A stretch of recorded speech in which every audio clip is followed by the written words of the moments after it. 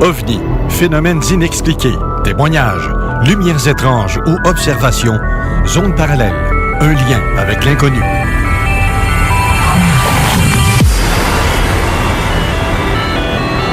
Visitez notre site web à l'adresse www.zoneparallèle.com.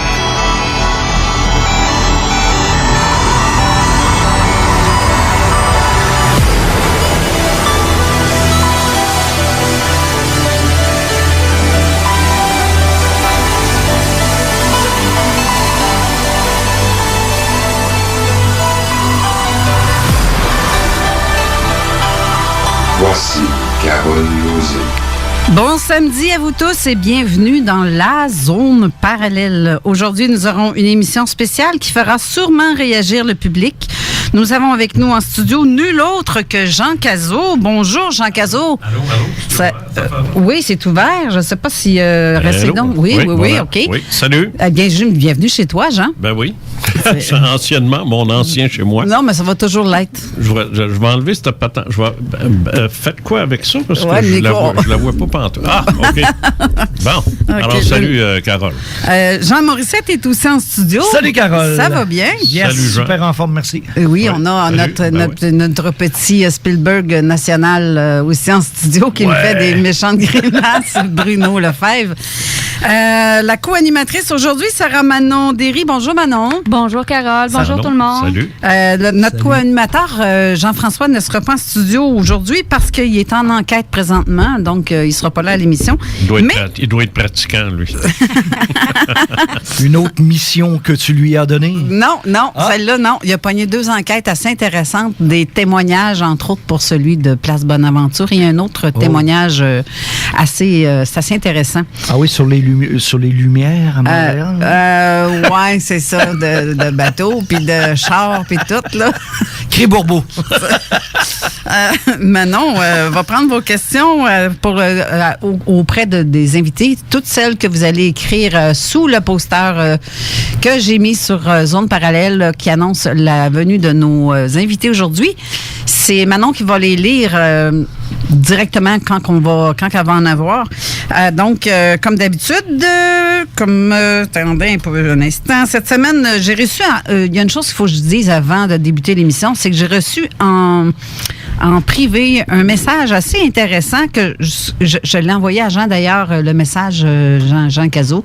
Je sais pas si tu as le message que je t'ai envoyé pour le site, il est assez intéressant. Tu sais, ça aurait pu être douteux pour le contenu, mais ça m'a, à cause de toi, là, ça m'a poussé à aller faire des recherches plus poussées sur ce site-là pour me rendre compte que non, effectivement, les liens sont réels. Ah, OK, d'accord. Le gars a fait vraiment une vraie... Mais pour le savoir, il a fallu que je pousse un peu plus loin dans mes recherches. Il faut le faire à chaque fois. Hein. Oui, c'est clair.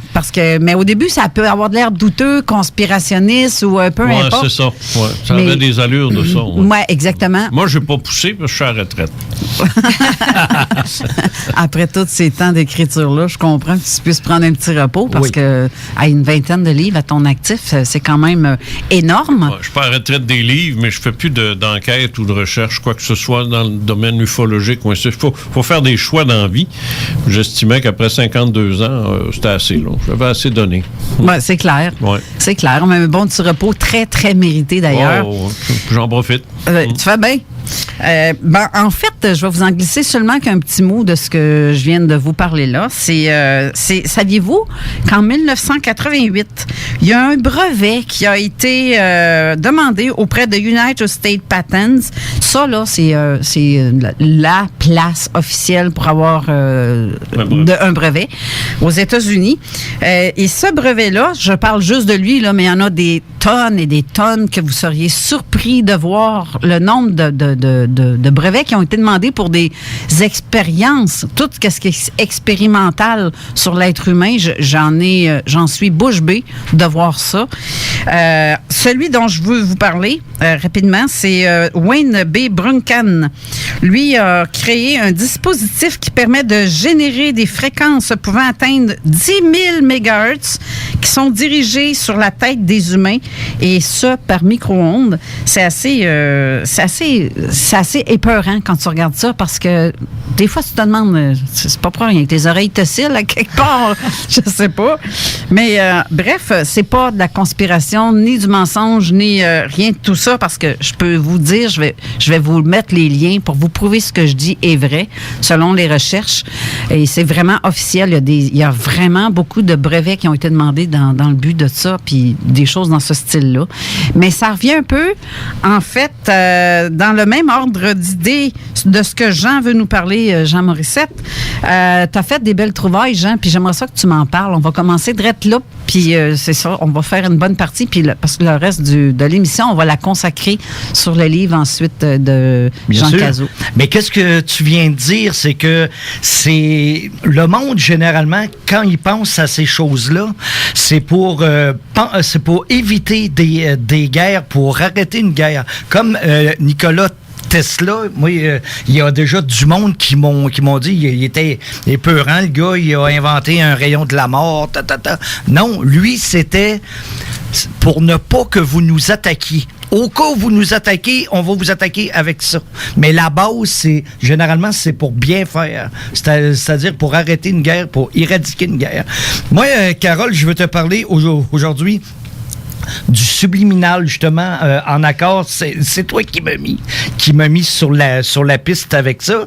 Mais moi, je vais te parler de l'ancien, c'est-à-dire aller jusque où est-ce que t'es venu, toi, là. Tu sais qu'au commencement, il y a eu l'homme a toujours voulu contrôler l'homme, hein? Exact. Et t'as eu les gourous, les chefs de bande, les sectes, les religions. Hein, Jean? Non, je te parle pas de suite. Et auparavant, ils comptaient sur la prestance, justement, du gourou ou du chef, ou quelquefois à des drogues. Comme tu sais que les zombies existent, ça a vraiment été prouvé par le docteur Grad de Montréal, parce qu'il utilisait la tétrodotoxine. Ça, on y reviendra. Et je veux pas mettre le monde en paranoïa, là, mais il s'est réellement fait des choses. Il y a notre ami Spielberg ici qui pourrait rajouter justement... Et là, il faut que je vous dise que si vous allez voir sur ma page personnelle Jean Morissette, ou du fond de mes archives, c'est ça, ufologiques, vous allez voir 5 photos. Là, on va commencer. Oui, et d'ailleurs, ces photos-là, je les ai partagées sur la page de Zone Parallèle pour que vous puissiez voir de quoi j'en parle. OK, là, on va commencer par une bouteille de coke, puis on va se rendre jusqu'à la CIA. Tu vas voir qu'il y a un lien. Dès 1957, le livre de Vance Packer de Hayden Persuaders fait état de recherche émotionnelle. Imagine-toi donc que dans un cinéma, ça, il y a beaucoup de monde qui en a entendu parler, le gars a utilisé un tachyoscope. Ça, c'est un appareil qui permet de présenter des images à différentes vitesses. Il a annoncé à travers un film en utilisant un message qui passait à tous les 1/300 millième de seconde. Donc, au-delà de ce que l'œil peut voir, c'est ça. Deux phrases. Buvez Coca-Cola et affamé, point d'interrogation, manger du popcorn. Carole, dès 1957, les ventes du Coca-Cola ont monté de 18,1% et le popcorn de 57,8%. Donc, ils se sont rendus compte, mon doux, si on travaille l'esprit humain, on a de quoi faire. Ils ont implanté dans la tête des gens que c'est bon, dans le fond.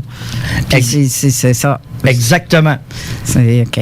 Là, si vous allez voir la photo 1, qui est la première en haut à gauche. Oui. Si vous cliquez dessus, vous allez voir un livre que j'avais fait un travail là-dessus qui s'appelle Subliminal Seduction. Et écoute, la photo que vous voyez en page 2, qui est la même que la 1, mais que j'ai agrandie, c'est marqué en sous-titre « Êtes-vous attiré sexuellement par cette photographie? » Alors, si vous êtes titillé par cette photographie, dites-vous que vous êtes normal. Par contre, vous êtes peut-être plus réceptif que beaucoup de monde. Parce que quand on regarde bien, dans le verre, on voit SEX qui est en filigrane, mais on le voit relativement bien. Sur le glaçon en haut à gauche, tu vas voir une figure d'une femme qui est sur une plage. Tu vois des... Hey, t'as peu. Ouais. J'ai ouvert la photo. J'ai pas vu de femme sur une plage, pas en tout. Ben, Attends. Écoute, Carole, c'est clair, mais c'est pas clair. Non, c'est pas de la pareidolie, ça, là. Non. Okay. Puis qu'est-ce que vous pensez que c'est une photo? C'est du Photoshop avant l'heure. Parce que c'est une photo qui a été retouchée par un dessinateur. Qui ont rajouté le SEX, qu'on voit dans le glaçon. Oui, c'est ça. Oui, mais va à la photo 2, tu vas le voir encore plus clair. En haut, à gauche, tu vois une femme je pense, qui est à genoux. Mais ils vont plus loin que ça. C'est que dans le temps... Hey, non, mais sérieux, moi, je vois un homme qui pisse pas sur le morceau de... C'est là qu'on voit ton attirance. Ah oui, non, je pense qu'il fait plus que pisser. Non, mais on dirait que... peut-être, tu le vois-tu, le monsieur? Il a un genou devant lui. Là. Non, mais c'est ça, le subliminal, ils vont beaucoup avec le sexe. Pourquoi est-ce que vous pensez que les autos, souvent que les modèles d'auto, c'est SE, EX, SX? D'où est-ce que ça passe, vous pensez? Où est-ce qu'il est le mot sexe sur ta photo? Parce que il est dans le vert vers le milieu en bas. Tu vois le S assez facilement. Le E un peu moins, puis le X encore moins. Ouais, encore, parce que s'ils mettaient ça clair, il y aurait plein de preuves, OK? Il y aurait plein de plaintes, excuse-moi. Puis là, ça va plus loin que ça, c'est que dans une des glaces, ils ont repris le dessin d'un héros de bande dessinée, 3X, du genre de Sam Bot, pour ceux qui peut-être ont connu ça. Et ça va... Mais justement, ta question est super bonne. Vous pouvez penser que je tente de vous influencer. C'est que non, selon le livre, ils se sont fait pogner. Et quand ils se sont fait pogner, il a fallu qu'ils avouent qu'ils avaient fait ça. Non, mais celui qui est debout, que je vois sur le bout d'orange, là, le morceau d'orange. Oui. Non, il est bien chaveté. T'as tout compris. C'est exactement ça. Non, mais sérieux, on voit un petit bout qui dépasse. Non, mais Carole, regarde, mettons là, que ça, là, même pas marqué. Mettons que c'est dans un magazine. Là. Ouais. Hein, les pubs, tu commences pas à tout examiner en long, en large. Non. Bon, ben, tu vas l'avoir durant quelques secondes, mais c'est assez pour t'influencer ton esprit sexuellement, qui est la base de l'homme et de la femme, là, de l'humain, j'aurais dû dire. Mon Dieu, excusez. Et c'est ça, c'est que t'es aroused sexually par cette photo. Eh bien, elle m'excite pas pantoute. C'est une forme de lavage de cerveau, entre autres. Ben oui. On nous emmagasine du stock dans le cerveau sans qu'on s'en rende compte. Ah, mon dos plein. C'est très, très subtil là, quand c'est rendu là. Bruno, justement, on en parlait en s'en venant. T'en as plein, là. T'en as tout le temps plein. Et là, on arrive vers les années 70-80. Jean s'en souvient, je suis sûr. Il y a deux mots à la mode. Musique satanique. Wow! Exemple, tu sais, les groupes rock avaient vendu leur âme aux malins et leur nom le prouvait hors de tout doute. Ici, d'ici, qui voulait dire, selon certains, Antichrist, Dead of Christ, alors que c'est le courant électrique. Black Sabbath, qui est le sabbat noir, mais le sabbat est une réunion nocturne de sorcières en l'honneur du diable qu'elle vénère. Styx, qui est un des fleuves des enfers, selon la mythologie grecque, etc., etc. Mais c'était pas tout. T'as Iron Maiden aussi, parce que hier, justement, j'en parlais avec mon chum, puis il a fait des tests dans le temps, quand il était jeune. Il a pris des disques. Ah, c'est ça. Il l'a fait virer à l'envers. Il a tourné de quoi? Il a mis la strap en dessous. En tout cas, il a fait en sorte que ça tourne à l'envers. Et dans ça, Iron Maiden, son texte dit « Saute en bas, va vers la lumière et tu vas rejoindre dans le fond, suicide-toi. C'est carrément C'est ça, c'est en plein ça. un langage de suicide. T'as tout compris. C'est fou, là. Non. C'est comme même les Beatles. Mais c'est The devenu Beast. une mode. Mais moi, à ce moment-là, moi, à l'époque, je m'en souviens de ça. On virait le disque à l'envers. Moi, à l'époque, quand j'étais en onde, on en a parlé un bout de temps de ça. Mais moi, ce que je posais comme question, c'est que si on entend ces choses-là, quand le disque joue à l'envers, on le joue jamais à l'envers. Hein? On le fait jamais, ça. Alors, si l'intention était, ou la proposition était de se suicider, mettons, c'est bien beau, mais quand tu l'écoutes normalement, je suis pas sûr, moi, que le cerveau va capter des mots comme ça à l'envers, parce que le cerveau n'a pas l'entraînement. Il n'a pas été entraîné à écouter les choses à l'envers. Bon point.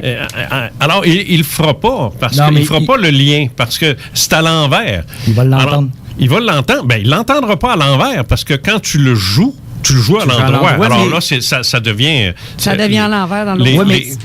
Je comprends pas comment le j'en cerveau parle pas, Jean, là.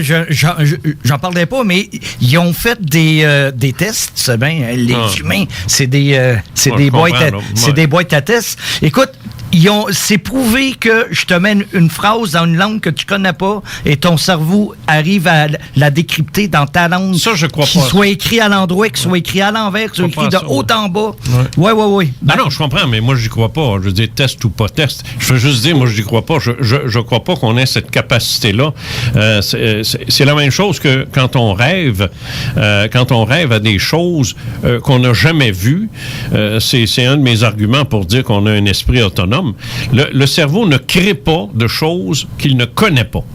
Alors, si je parle l'hébreu, je vais peut-être reconnaître de l'hébreu, même à l'envers, mais si je le parle pas, si je le comprends pas, comment tu me mettrais des phrases en hébreu à l'envers, à l'endroit?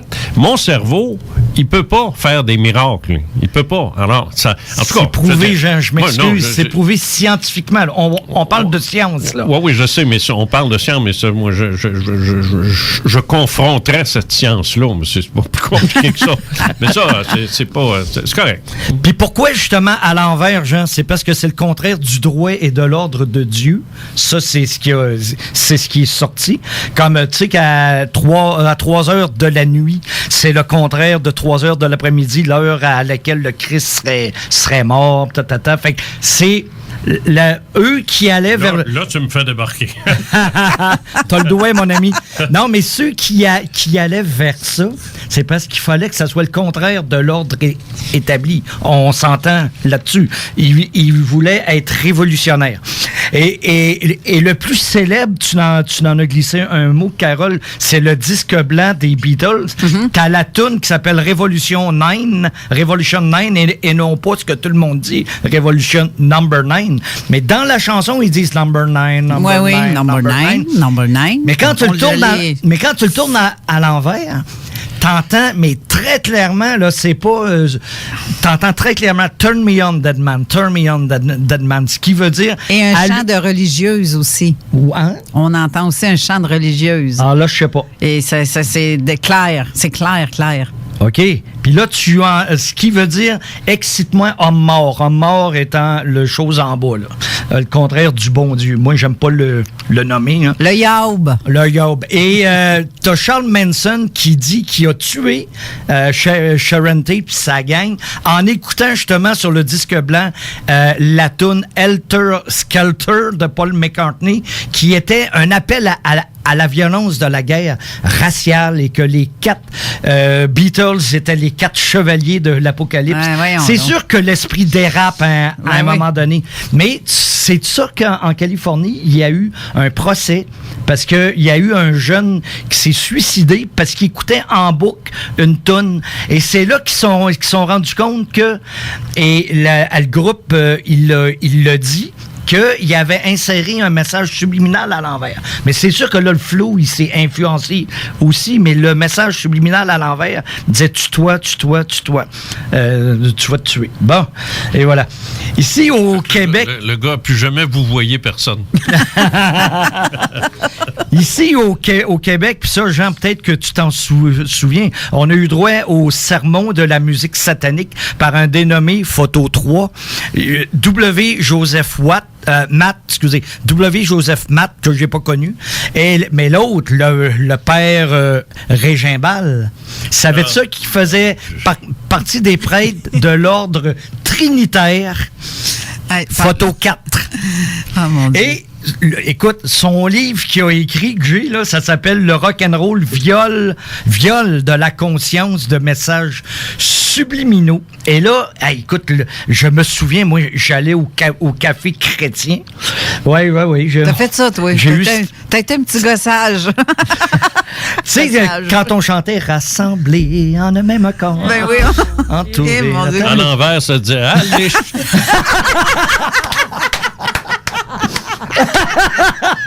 Excusez, mon Dieu. Et là, il y avait... c'est un petit vite, ce genre. Là, il y avait une légende urbaine qui disait que le père Régimbal, parce qu'il avait dit ça, il avait été déporté en Afrique, puis qu'il est mort là, oublié. Pas vrai, sa tombe est au Québec. Mais lui, selon son livre, le rock'n'roll décrit les deux mouvements du corps humain durant les ébats sexuels. Explique-moi ça. Why not? Dans les années 80, lui, il dit qu'il y a eu 18 cas de suicide en moins d'un an dans la province et la seule constante repérable dans tous les cas était la musique rock'n'roll. C'est parce que tout le monde écoutait du rock'n'roll dans ce temps-là. Puis il n'y a personne... c'est pas tout le monde qui se sont suicidés. Non, ils ont se fait porter des fleurs sur la tête, peace and love, sa drogue, grosse affaire, là. Tout nu, ici, Yeah! J'ai manqué ça, cette période-là. Ah ouais, c'est... Une mère trop sévère. Selon lui, Alice Cooper, Mick Jagger, Ozzy Osbourne, Elton John ont toutes voué leur vie au prince du mal. Et les Illuminati, ben oui, il fallait que ça vienne, ont comme but explicite de conduire la jeunesse vers l'internationalisme d'un gouvernement mondial unique. Ça, c'était le père Régimbal. Mais... Avant tout le monde, hein? 20 ans avant tout le monde. Printemps avant tout le monde. Arabe, érable? Non, ce discours-là sur les Illuminati. OK. De 20 ans. Mais ça, je pourrais y revenir à un autre moment donné. On avait lu de quoi qui, dans les années 60, qui est en train d'arriver, là. C'est assez bizarre. Mais, hey, écoute, une phrase de lui, là. Je recommande le livre intitulé Rock, car l'auteur explique aux parents, Jean, tu vas adorer ça, car l'auteur explique aux parents comment s'y prendre auprès de leurs jeunes pour les instruire et les former à faire des choix judicieux et libres et divertissants. Régimbal? Oui. Oh, c'est lui qui a dit ça, là. Qui écrit ça. Tu sais, moi, les gars qui écrivent des livres. Tu sais que je le connais, Régimbal. Tu l'as connu? Ben oui, Régimbal faisait des conférences. Là, il est mort, là, mais oui. Non, mais il faisait des conférences dans les années 80. Je l'ai jamais vu. Oui, non, mais c'est de la même catégorie que les charismatiques. Oui, OK, ça a commencé à ce moment-là, ça. Ah, oui. C'est dans le don des langues. Mais c'est de l'orthodoxie religieuse. Moi, Régimbal, pour moi, là, c'est de l'orthodoxie religieuse, tout simplement. C'est une espèce de fanatisme religieux qui voit le diable partout. Voilà. Il était très habile aussi à manipuler les gens avec... c'est un beau parleur, hein? C'est un excellent conférencier, c'est un orateur de première classe. Et aussi un bon debater qui avait un sens des communications. Alors, dans ce temps-là, le message passe. Et on le sait, la communication, l'art de s'exprimer, c'est la base de toute forme de manipulation. Il faut que tu sois capable de t'exprimer. Sans ça, si tu n'es pas capable de t'exprimer, il n'y a personne qui va... Tu sais, Cyril Gimbal avait été ennuyant comme la pluie, puis il ne l'était pas. Ça l'aurait pas poigné. Ça n'aurait pas pogné, tu sais. Alors, je veux dire, tous ces gens-là ont une capacité de s'exprimer qui est phénoménale. Cyril Gimbal est extraordinaire là-dessus parce qu'il pouvait donner des conférences sans référer à ses notes pendant des heures. Alors, c'est une grande partie de son succès. Et c'est un fait qu'il a été un des premiers à parler des fameux Illuminati. Même moi, si aujourd'hui, avec du recul, je mets le pied sur la pédale, en fait, les deux pieds sur la pédale là-dessus, parce moi, je suis tellement anti-conspirationniste que je veux dire, je devrais m'en confesser. Là, mon dernier point, ma chère Carole, c'est à propos de la CIA. Imagine-toi donc que, selon le livre Les armes secrètes de la CIA de Gordon Thomas, photo 5, que je recommande à tout le monde, la CIA, dans les années 50-60, qui ont été confrontés à un gros problème. Il y a un de leurs agents qui est fait prisonnier. Je me souviens pas si c'est russe ou en Asie. En tout cas, le gars, il revient quelques mois seulement après. Et là, le gars, il est anti-américain. Son esprit est complètement changé. Les Américains, c'est des trous de cul. C'est les Coréens, ça. OK. Oui. C'est les Coréens, ça, qui... les Nord-Coréens, quand ils faisaient un prisonnier américain, sont à la base de ce qu'on a appelé, par la suite, le lavage de cerveau. Voilà. L'expression vient de là. OK. Puis il y a un film qui a été fait aussi là-dessus, je pense. MK Ultra, là? Non, ça c'est pas un... Le quoi? The Manchurian Candidate. The Manchurian Candidate. Oui, le candidat manchourian, effectivement. C'est basé là-dessus. Alors, c'était des techniques ils servaient d'hypnose, de drogue, de toutes sortes de choses pour changer la façon de penser d'un individu. Mais eux ont tenté de le faire d'une façon rapide comme les autres, mais ils n'ont jamais trouvé. Et pour ce faire, ben Jean, tu as tout à fait raison, parce qu'ils ont essayé des drogues, des lavages de cerveau. Puis même ici, à Montréal et même à Québec, tu as eu l'innocent, là, le docteur Cameron qui prenait... C'est un hôtel Victoria à Montréal. Ça. Et à Québec, ça s'est fait. Ça s'est fait ici à Robert Gifford, là, au CHU, en tout cas. Ici à Robert Gifford. Là, qu'on appelait autrefois Saint-Michel-Archange. Voilà, exactement. Et il leur mettait, entre autres, des boîtes sur leur tête avec toujours les mêmes musiques ou les mêmes sons ou les mêmes phrases pour essayer de les faire changer. Et ça a été reconnu des années après, quand à peu près tout le monde était mort. Les États-Unis ont fini par payer. Et une phrase du livre qui est absolument extraordinaire, c'est qu'il y a une source qui va dire à Gordon, les bureaux de la CIA, à ce moment-là, ça ressemblait à un mauvais film de série B où il y avait des magiciens, des prêtres vaudous, des drogués. T'avais tout là-dedans parce qu'ils voulaient que ça les faire changer, mais ça n'a jamais fonctionné. Ça, c'est en réaction aux travaux qu'effectuait le KGB de l'époque, qui était très, très porté sur la manipulation psychique et avait mis au point des émetteurs d'ondes psychotroniques. C'est le nom qu'ils donnaient à ça. Et ça, c'est le KGB. Et ça, c'est un fait qu'ils ont toujours essayé, eux aussi, de bypasser la logique humaine et de simplement émettre des ondes qui modifieraient, ils appelaient ça des ondes psychotroniques. Okay. Et ça, c'est un fait que le KGB se lançait là-dedans. Et c'est en réaction à ça que la CIA a tenté, maladroitement, parce qu'ils n'ont pas une culture psychique, les Américains. Les Russes, oui, mais pas les Américains. Alors, ça a été un échec total. Ils ont lancé le programme Stargate par la suite, qui avait pour but aussi de manipuler l'esprit et d'envoyer les gens hors de leur corps pour aller explorer des endroits secrets. Bon. Et ça, c'est le programme Stargate a bel et bien existé parce que de tout temps, les puissances américaines et soviétiques ont essayé de manipuler l'esprit humain.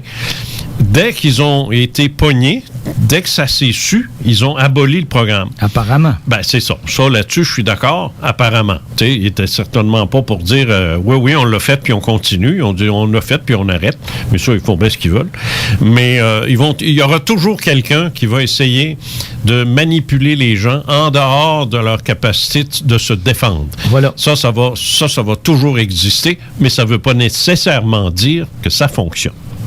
Mais qu'est-ce que la CIA, il faisait, puis ça, c'est criminel. Soit qu'ils prenaient, des robineux ou des personnes dans des instituts psychiatriques qui n'avaient pas de famille. Il leur tentait de quoi, puis si la personne mourait, c'était la fausse commune. Ouais, mais ça, suivant. Ça, il faisait ça dans le but, dégueulasse. Dans le but d'y arriver de façon chimique. Oui. C'était par un procédé chimique. Voilà. Par la suite, ce qu'on va reprocher aux Américains, c'est d'essayer de le faire cette fois-ci à la façon soviétique, c'est-à-dire psychique. De là, chez les conspirationnistes, la conviction que le projet HAARP, qui existe en Alaska, on le sait, mais qui a théoriquement le but d'étudier les phénomènes en haute atmosphère, là, on dit que ça envoie des ondes qui font que, tu sais. Bon, enfin, je veux dire, moi, je suis très, très sceptique sur ces affaires-là parce que c'est tellement facile d'embarquer dans l'enthousiasme du conspirationnisme. C'est le fun, le conspirationnisme, puis c'est à la mode. Alors, c'est ça qui me fait bien peur parce que je me dis, garde, à un moment donné, là, tu sais, je suis méfiant là-dessus. Très méfiant. Mm-hmm. Et là, Carole, si on s'attaquait à un petit nouveau qui vient d'écrire son 20e livre. Un petit nouveau. Il n'est pas clair. Oui, là-dessus, oui, on va aller à la pause, mais je vous rappelle que ceux qui ont des questions pour nos invités, vous pouvez le faire par texto au 581-500-1196, 581-500-1196 ou sur la page de Facebook de Zone Parallèle sous le poster de nos invités. Manon va être là justement pour répondre à vos questions ou les dire. Elle va lire vos questions à nos invités à ce moment-là. Si vous avez des questions, mais s'il vous plaît, soyez polis dans votre façon d'écrire. Ceux qui ne fait pas leur affaire de ce dont on va parler après la pause. Je respecte vos opinions, mais je vous demande quand même de ne pas faire d'insultes sur la page, s'il vous plaît. Merci. Alors, on revient tout de suite après la pause.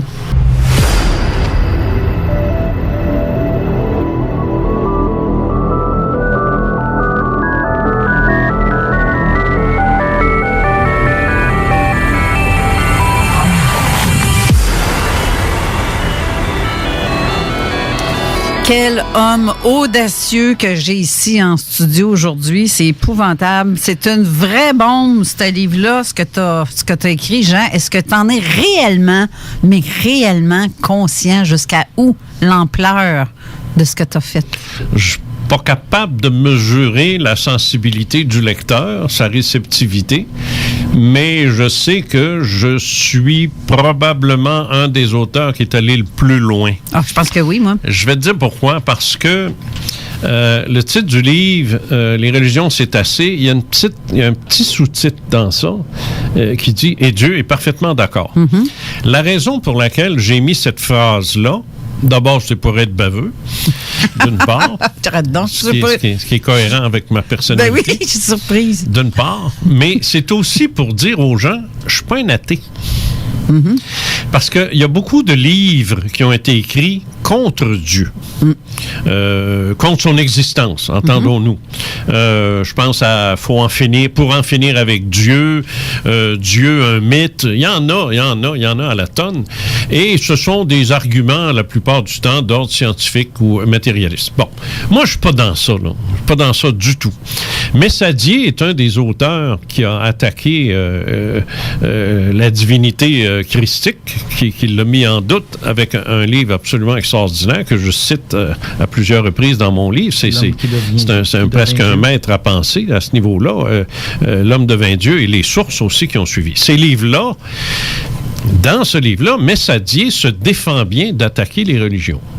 il fait attention. Il marche sur des œufs. Oui. Tu sais, il n'ose pas s'avancer jusque-là. Ernest Renan, il y a très longtemps, a écrit aussi là-dessus. Il y en a un autre aussi, puis j'essayais de me souvenir son nom en m'en venant dans la voiture, puis ça vient pas, là. Le fait qu'un des premiers qui disait que Jésus puis Marie-Madeleine étaient ensemble, mais c'est pas Dan Brown, c'est plus vieux que ça. Bien avant ça. Oui, mais j'essaie de me souvenir son nom, puis c'est un nom polonais, là. Ça me revient pas. Ni même le titre du livre. Ça, c'est l'âge, ça. Toujours est-il que ces auteurs-là font malgré tout attention à pas piler sur les religions. Alors que moi, je saute dessus à 2 pieds. Ah, dedans. Dedans, et je n'épargne personne.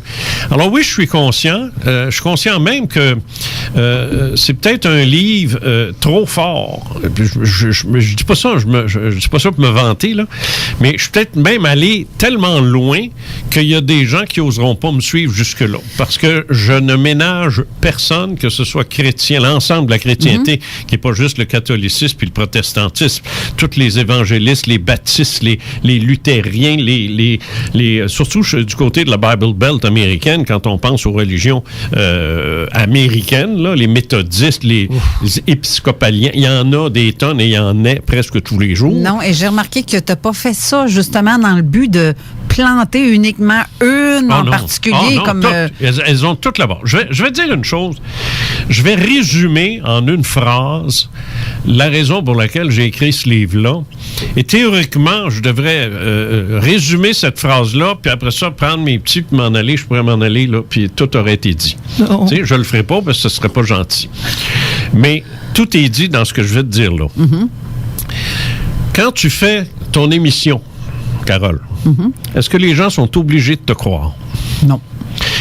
Est-ce que les gens sont obligés de croire Jean Morissette? Non plus. Non plus. Est-ce que les gens étaient obligés de me croire quand je faisais les faits maudits? Non plus. Voilà. Quand j'écris, tu disais tout à l'heure, tu rappelais que j'ai écrit une 20aine de livres. Est-ce qu'ils sont obligés de croire tout ce qu'il y a dans ça? Non plus. Pareil comme tous les médias, en fait. On n'est pas obligé. Alors pourquoi les religions, on est obligés? Pourquoi les religions imposent? Ils imposent leurs croyances. Moi, là, j'ai aucun problème à ce que les gens aillent à la messe le dimanche, qu'ils aillent communier s'ils croient à ça, qu'ils aillent se confesser s'ils croient à ça, que Joe Baudry, là, qui a été consacré prêtre il y a X temps, là, qui a des mains consacrées, puis que ses mains, quand ils font une croix, ça te bénit, mais pas moi, tu sais. S'ils croient à ça, j'ai pas de problème. Ça va, croyez-y. J'ai aucun problème avec ça. J'ai pas écrit la science, c'est assez. J'ai pas écrit l'ufologie, c'est assez. J'ai pas écrit la philosophie, c'est assez. La politique, c'est assez. Non. Parce que même les politiciens, quand ils sont en campagne, on sort d'une campagne électorale, on les entend quand ils nous parlent.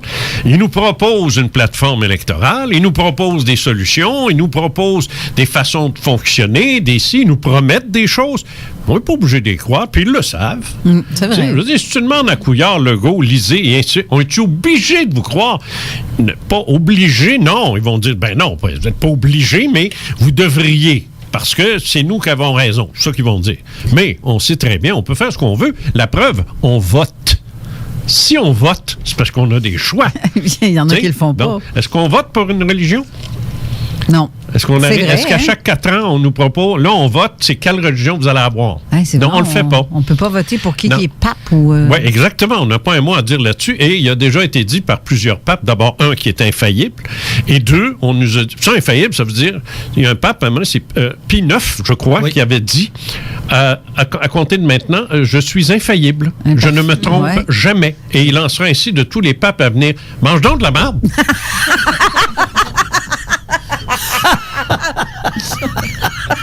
Mais non, mais... C'est un peu clair. Je comprends que c'est vulgaire, mais c'est ça que ça m'inspire. C'est ça que ça m'inspire. Ça n'a pas de maudit bon sens, tu sais. Parce que si ça se tiendrait leur mensonge, ça serait pas si pire que l'on y croit. Mais c'est pas ça, mais c'est ça que... se tient pas.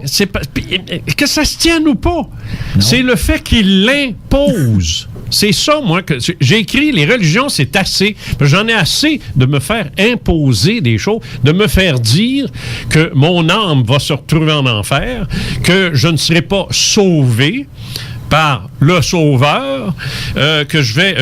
et ça, que ce soit hindou, que ce soit shintoïste, que ce soit musulman ou juif ou chrétien, c'est le même maudit langage, surtout la triade monothéiste, là, la pire, de venir nous dire, de nous imposer, c'est ça, Carole, le point. Allez communier, allez à messe, allez-y. Moi, ça me dérange pas. Je veux même pas arrêter ça. Je veux qu'ils arrêtent de l'imposer. Je veux qu'ils arrêtent de dire et de prétendre qu'ils sont des humains dépositaires de la volonté de Dieu. Je regrette. Mais quand t'es né, t'as rempli ta couche comme la mienne, t'as tâté ta mère comme la mienne, puis t'as été un petit cul jusqu'à l'âge de 5, 7, 8 ans, où là, t'es devenu un petit gars, puis après ça, t'es devenu un petit prêtre, puis c'est rien que ça que t'es. Tu n'as rien de plus que moi, que toi, que n'importe qui d'autre. Rien. Zéro, une barre, 0, 0, 0. Tu mens comme tu respires quand tu viens de nous dire que Dieu t'a choisi. Tu dis que tu as eu la vocation. Je regrette, mais un gars qui devient médecin, qui devient neurologue, qui devient avocat, qui devient ingénieur, qui devient journaliste, qui devient quoi que ce soit, ressent lui aussi un appel. Oui. Hein? Il en ressent un appel. Moi, j'ai reçu un appel au niveau des communications. Moi, je sentais un besoin impérieux de communiquer. Et je l'ai commencé très tôt. J'ai commencé à 16 ans. Et je continue encore. Je suis un vrai communicateur parce que c'est ma vocation. Mais j'impose rien. Non, c'est un fait. J'impose rien. Je propose rough, mais j'impose pas. Tu sais, moi, j'ai écrit des tonnes de livres sur les extraterrestres, mais je suis très conscient qu'il y a du monde qui rit de moi puis qui s'en moque. Puis ils ont le droit. Ouais. Ils ont le droit, moi, de dire comme toi. Par contre, ils ont le droit de rester polis aussi. Mais, donc, tu m'as enlevé mon jouet. J'étais après à jouer avec, puis il me l'a enlevé. Ma conviction profonde, c'est qu'on a le droit de proposer, on a le droit de partager, mais dès l'instant où tu regardes quelqu'un d'en face, puis tu lui dis, si tu me crois pas, tu vas payer pour. Ouais. Ça, c'est une menace. C'est un gun qui me met dans la face. Ouais, là. Si tu me crois pas, tu vas payer pour. Moi, la mère de ma femme, ma belle-mère, finalement, qui est décédée, s'est fait dire, dans les années 60, par le curé de la place, on n'est pas dans le fin fond de Saint-Nicéphore, bail de là. On est à Hull. C'est une ville, ça, tu sais. Et Hull-Gatineau, dans l'Outaouais. Juste en face d'Ottawa, le prêtre rentre dans la maison, sont déjà 6, et le médecin a dit à la mère, à ma belle-mère, c'est fini pour les enfants, là, parce que le prochain, tu vas partir. Là. Tu seras pas capable. Tu vas l'accoucher, mais toi, tu vas rester là. Tu n'as plus la santé pour accoucher. Là. C'est fini, ça. Okay. Tu es épuisé. Là, et le prêtre a carrément dit à son père, à son mari, le beau-père, il a dit, vous savez, c'est l'enfant d'abord. C'est l'enfant d'abord. Sans quoi, vous allez contre la volonté de Dieu. Mais va donc... Je me retiens. Mais tu veux le sortir sur la tête? Il peut donner son opinion. Il peut dire, moi, je pense que ce serait mieux que l'enfant vienne au monde. C'est ça. Puis qui va l'élever, cet enfant-là, si la mère meurt? Tu sais, des maudits puddings. Faites des bébés. Une de mes tantes, Jean, exactement la même affaire. Le prêtre a dit, si elle meurt, il a dit à mon oncle, si elle meurt, tu n'en prends une autre. Oui, exact. Alors, c'est une véritable horreur. Mais si c'est mis sur le compte de l'argument, puis de l'opinion, puis de la croyance, ça peut toujours aller. Mais c'est la menace qui est assortie à ça. La menace. Tu vas contre la volonté de Dieu. Moi, l'abbé Crépeau, je vous dis ce que Dieu vous dit. Tu sais? Puis là, tu es obligé de croire ça. Et ce qui est encore plus incroyable. C'est l'homme qui a vu lourd. C'est pire que ça. C'est pire que ça. C'est croire à l'impossible alors que pour tout le reste, on est méfiant. Les Québécois sont méfiants. Ils ne croient pas leurs politiciens. Ils ne croient pas nécessairement au climat, changement climatique. Ils sont bien méfiants. Ils sont sceptiques sur bien des affaires. Mais quand est arrivé le temps de la religion, ils se sont écrasés à terre puis ils se sont mis à croire que, oui, l'hostie, c'est le corps du Christ. La transsubstantiation. Exact. Puis le vin, c'est le sang du Christ. Ouais. Bref, ils ont fait des vampires et des cannibales de nous autres. Voilà. Mais on y a cru. Vu de même. On y a cru. Moi, j'ai cru longtemps, quand j'étais petit, que quand je rentrais dans le confessionnal puis que je racontais mes petites affaires que j'avais faites ou que j'avais pensées. On en inventait. On en inventait, je ne sais pas pourquoi, mais en tout cas, peut-être pour se rendre intéressant. Là, on se faisait donner une pénitence, puis on sortait, puis niaiseux, on la faisait. On récitait, c'est Christy que je vous salue Marie, quand on finisse plus. On faisait ça à genoux. Ben oui. On le faisait. Je l'ai fait. Je le faisais. Pourquoi je le faisais? On nous l'a imposé dans nos C'est familles. parce qu'on nous l'imposait. Et ça, c'est inacceptable, c'est inadmissible, c'est inhumain. Et il n'y a pas une religion qui a le droit d'imposer quoi que ce soit. C'est pour ça que je dis que c'est assez. C'est pour ça que j'ai écrit ce livre-là. C'est pour ça qu'il n'est pas aimable. Non, je dirais pas ça. Non, moi non je dirais plus. pas que c'est pas aimable, moi. Moi non plus. Non, sérieusement, là, les gens vont critiquer direct en partant, puis ils vont tout de suite mettre non.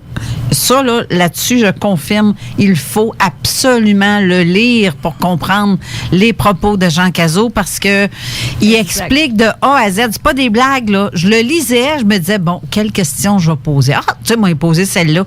Stifi, je tournais une page, j'avais la réponse. T'avais la de bord. réponse, oui. C'est parce que ça a été de même tout le long. J'avais réponse à toutes mes questions tout le long du livre. Je sais même pas ce que je vais te poser comme question.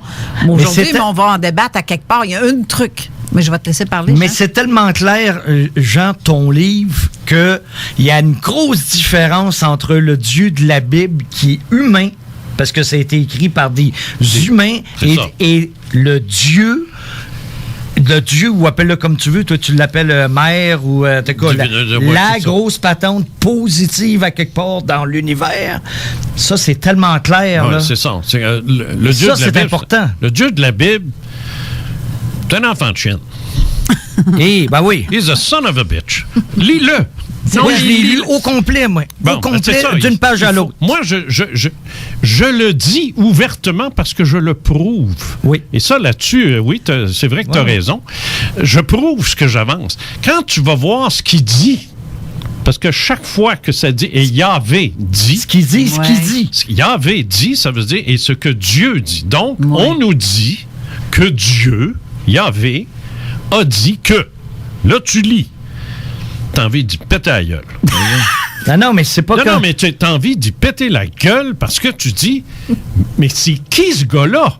Mais t'oses pas. Parce qu'on te dit que c'est Dieu. Alors là, tu blasphèmes si tu as le malheur de dire ce que je viens de dire. Moi, je le dis. Sais-tu pourquoi? Parce que c'est pas un blasphème, parce que c'est pas un Dieu, puis c'est pas Dieu. C'est un vieux schnock d'il y a 3000 ans, frustré sexuellement et dans toutes les pores de sa peau, qui a décidé d'écrire ça. Et ils font tellement d'erreurs que Dieu ne ferait pas, si c'était lui. Bon point.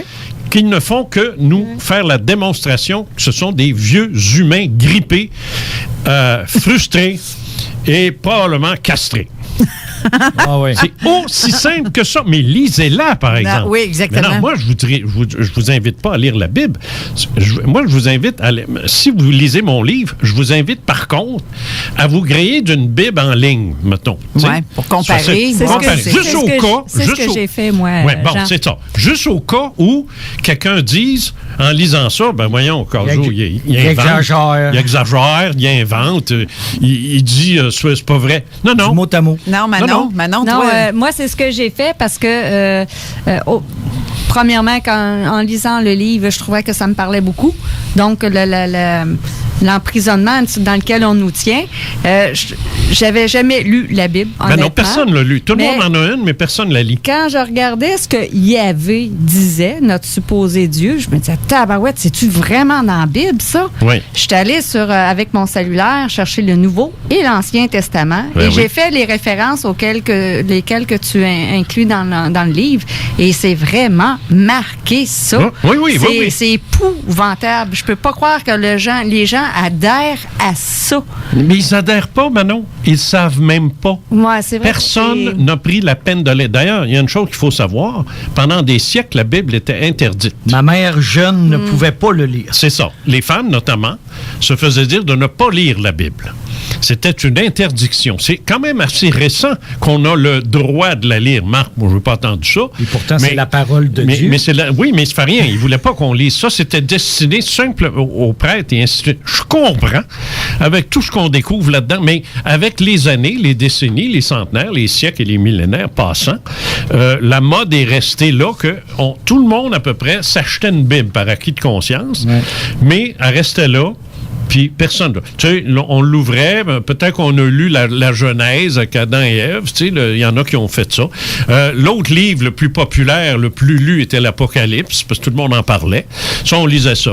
Plusieurs ont lu certains évangiles, notamment celui de René Angélil, c'est-à-dire l'évangile de René Angélil, c'est-à-dire Matthieu qui mon Dieu Seigneur, l'évangile de Matthieu, Matthieu, il est vendu au Christ, ça n'a pas d'allure. Il a bâti sa carrière. Il a bâti la carrière de Jésus, c'est incroyable. Il est le seul avec les miracles, c'est le seul qui parle de Noël, c'est le seul qui... lui, là, c'est l'enfer. C'est le paradis. C'est le paradis, oui, c'est ça. Tandis que les autres évangélistes sont beaucoup plus calmes, beaucoup plus posé. Jésus était là. Luc est ennuyant pour mourir. Marc est encore pire. Jean est totalement différent. D'ailleurs, c'est pas un évangile, c'est un joannique, je crois. Il y a des termes. Les 3 premiers évangiles, ils ont un nom canonique, je crois. Oui. Et le 4e, qui est différent, c'est celui de Jean. Jean, il raconte presque pas rien. Il se gourre à quelques endroits, lui aussi, mais c'est le moins pire. Mais Matthieu, oh mon Dieu, les miracles, envoyez donc, c'est lui, ça. Il marche sur l'eau. Ah oui, puis le Noël, puis les apparitions, puis les rois mages, puis ainsi de suite. Si tu veux faire un bon film sur Jésus, comme il y en a eu plusieurs, c'est toujours basé, tu remarqueras, sur Saint Matthieu. Sans ça, le film est en noir et blanc, puis il est plat. Alors, donc, moi, j'ai lu tout ça, et c'est pour en arriver à la conclusion que si c'est Dieu qui a écrit ça, ben il est malade, c'est un psychopathe, misogyne. Ah oui. Pire que ça, Saint-Paul. Oh, ça. Pire que ça, Saint-Paul. Tu l'as lu? Oui. Puis t'as lu le bout où je parle des saints de l'Église? Oui. Hein? J'ai jamais lu. S-E-I-N-S. Oui, les saints de l'Église. Ouais. Tu liras le Cantique des Cantiques, tu vas tout comprendre. Ça, c'est quelque chose. Je grimpe sur l'autel, je pogne la grappe de saint que tu as, puis ça va Et être ta donc. verge d'or. C'est l'enfer. C'est l'enfer. Aucun rapport. C'est une mauvaise expression que j'utilise tout le temps. C'est récurrent, ça, d'après ce que je peux voir. Mais il y en a pour moi que c'est...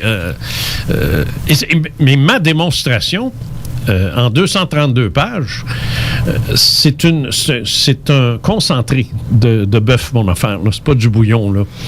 C'est un concentré. Chaque page, c'est une lame que je rentre dans le flanc des religions. Chaque page. Carrément. Tout à fait d'accord. Ce livre-là a été épuré. D'ailleurs, j'ai une équipe... Je travaille avec une équipe extraordinaire chez Québec Livre, c'est une équipe complètement renouvelée.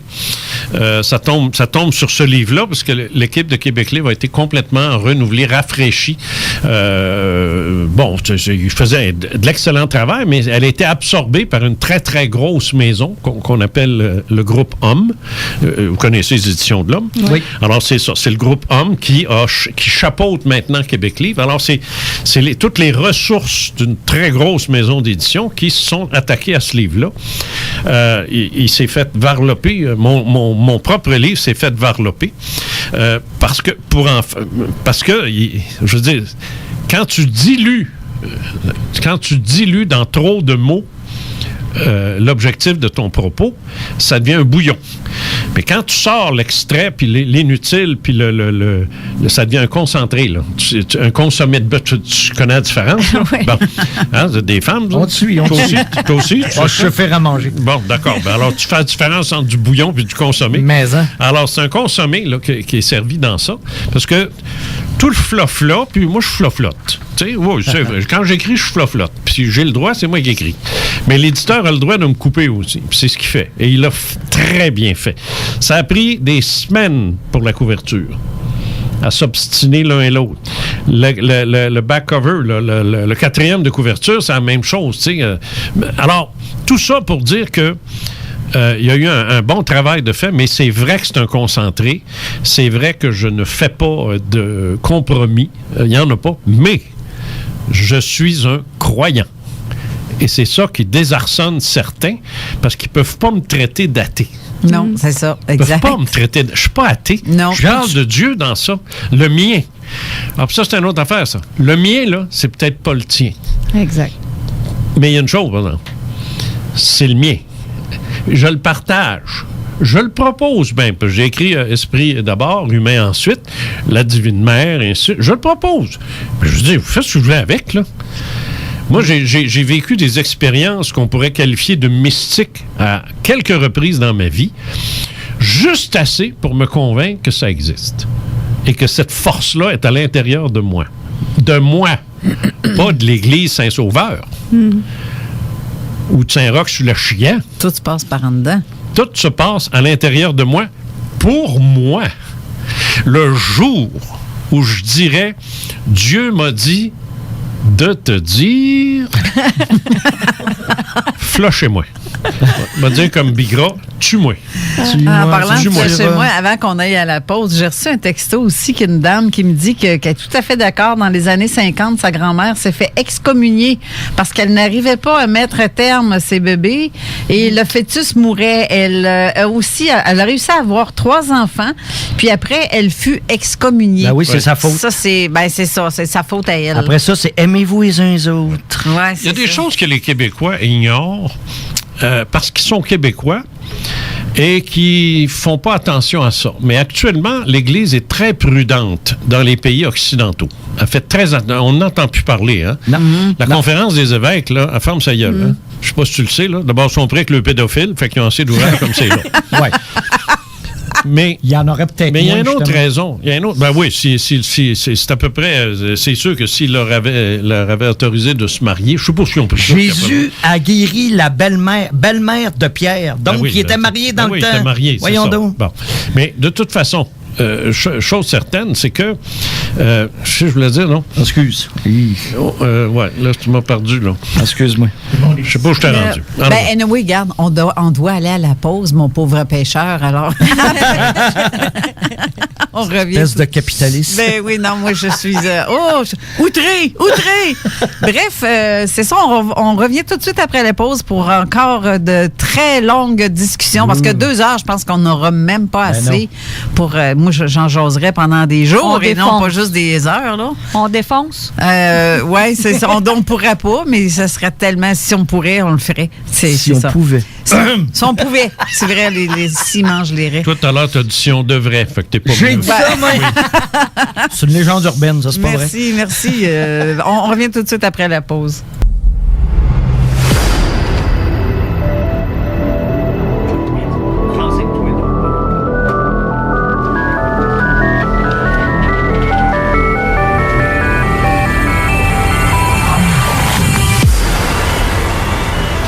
Nous sommes de retour. Et je dirais qu'on a reçu des messages, donc, mais avant que Manon lise le sien, on a un message personnel à propos pour salutations à notre invité de Jean Cazot, de Denis Boulet de Saint-Jean-sur-Richelieu qui nous écoute et qui adore ce dont tu parles aussi en passant. Et Manon, tu as dit que tu as reçu des messages. Ben, j'ai une question pour Jean Cazot.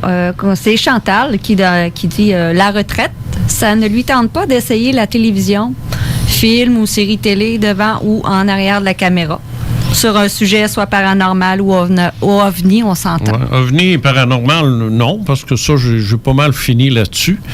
Mais dans la ligne de pensée dans laquelle je suis à l'heure actuelle, oui, ça c'est sûr. J'ai pas en arrière de la caméra, ça, il y a Bruno qui fait ça. Mais on tourne quelque chose d'ailleurs. Je sais pas ce que ça va donner, là, mais on tourne des choses. Et éventuellement, on verra ce que ça donne. Mais pour le moment, moi, je suis ouvert à peu près à n'importe quoi qu'on m'offrirait comme communicateur, parce que c'est ça que je suis. Et je fais rien d'autre que ça. J'ai gagné ma vie à la radio. J'ai écrit des articles puis des livres. Alors, c'est de la communication, ça. Essentiellement, c'est ce que je suis. Alors, je suis pas médecin, je suis pas avocat, je suis pas philosophe, puis je suis pas thérapeute. Alors, mais je communique. Et je pense que je le fais bien. Et dans cet esprit-là, je serai à la retraite quand je serai dans la tombe, mais je le suis au niveau, par contre, des enquêtes, puis de courir sur le terrain, puis aller voir des gens, puis que non, ça c'est fini, ça. Surtout en ufologie, parce que j'ai assez donné, je pense avoir fait le tour suffisamment de la question pour ne plus avoir de points nouveaux à amener, et c'est pas un 50 millionième cas de plus qui va changer grand-chose, j'ai l'impression, parce que s'il n'y a rien qui avance. Alors, moi, je me suis retiré de ça, tout simplement.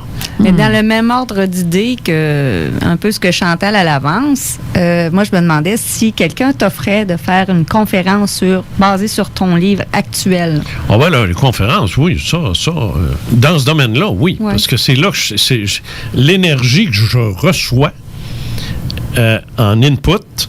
L'output, c'est ça, c'est les religions. C'est là-dessus que tout vient là. C'est comme ça que ça marche à l'heure actuelle. Là. Moi, ça a toujours été comme ça, d'ailleurs. Tu sais, je veux dire, quand j'ai écrit mon livre sur la réincarnation, c'est l'énergie que j'avais, elle venait de là. J'aurais voulu écrire un livre sur les ovnis, j'aurais pas été capable d'écrire 2 lignes.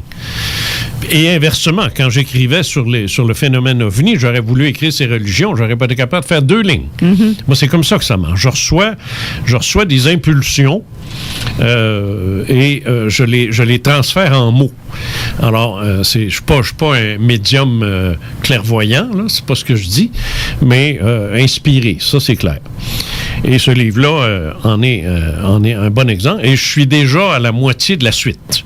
Tu sais, au niveau de l'écriture. Oh. Fait que...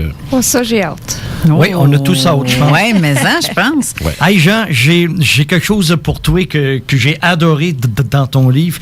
Pour ceux qui croient encore que l'Ancien Testament vient d'en haut, de quelque part en haut, c'est quand tu ramènes Yahvé à la réalité que les lièvres et les Irax ne sont pas des ruminants. Oui, en fait j'adore ça. Oui, ça, c'est justement, c'est que si l'assertion de base, c'est que la Bible, c'est la parole de Dieu, c'est la parole de Dieu.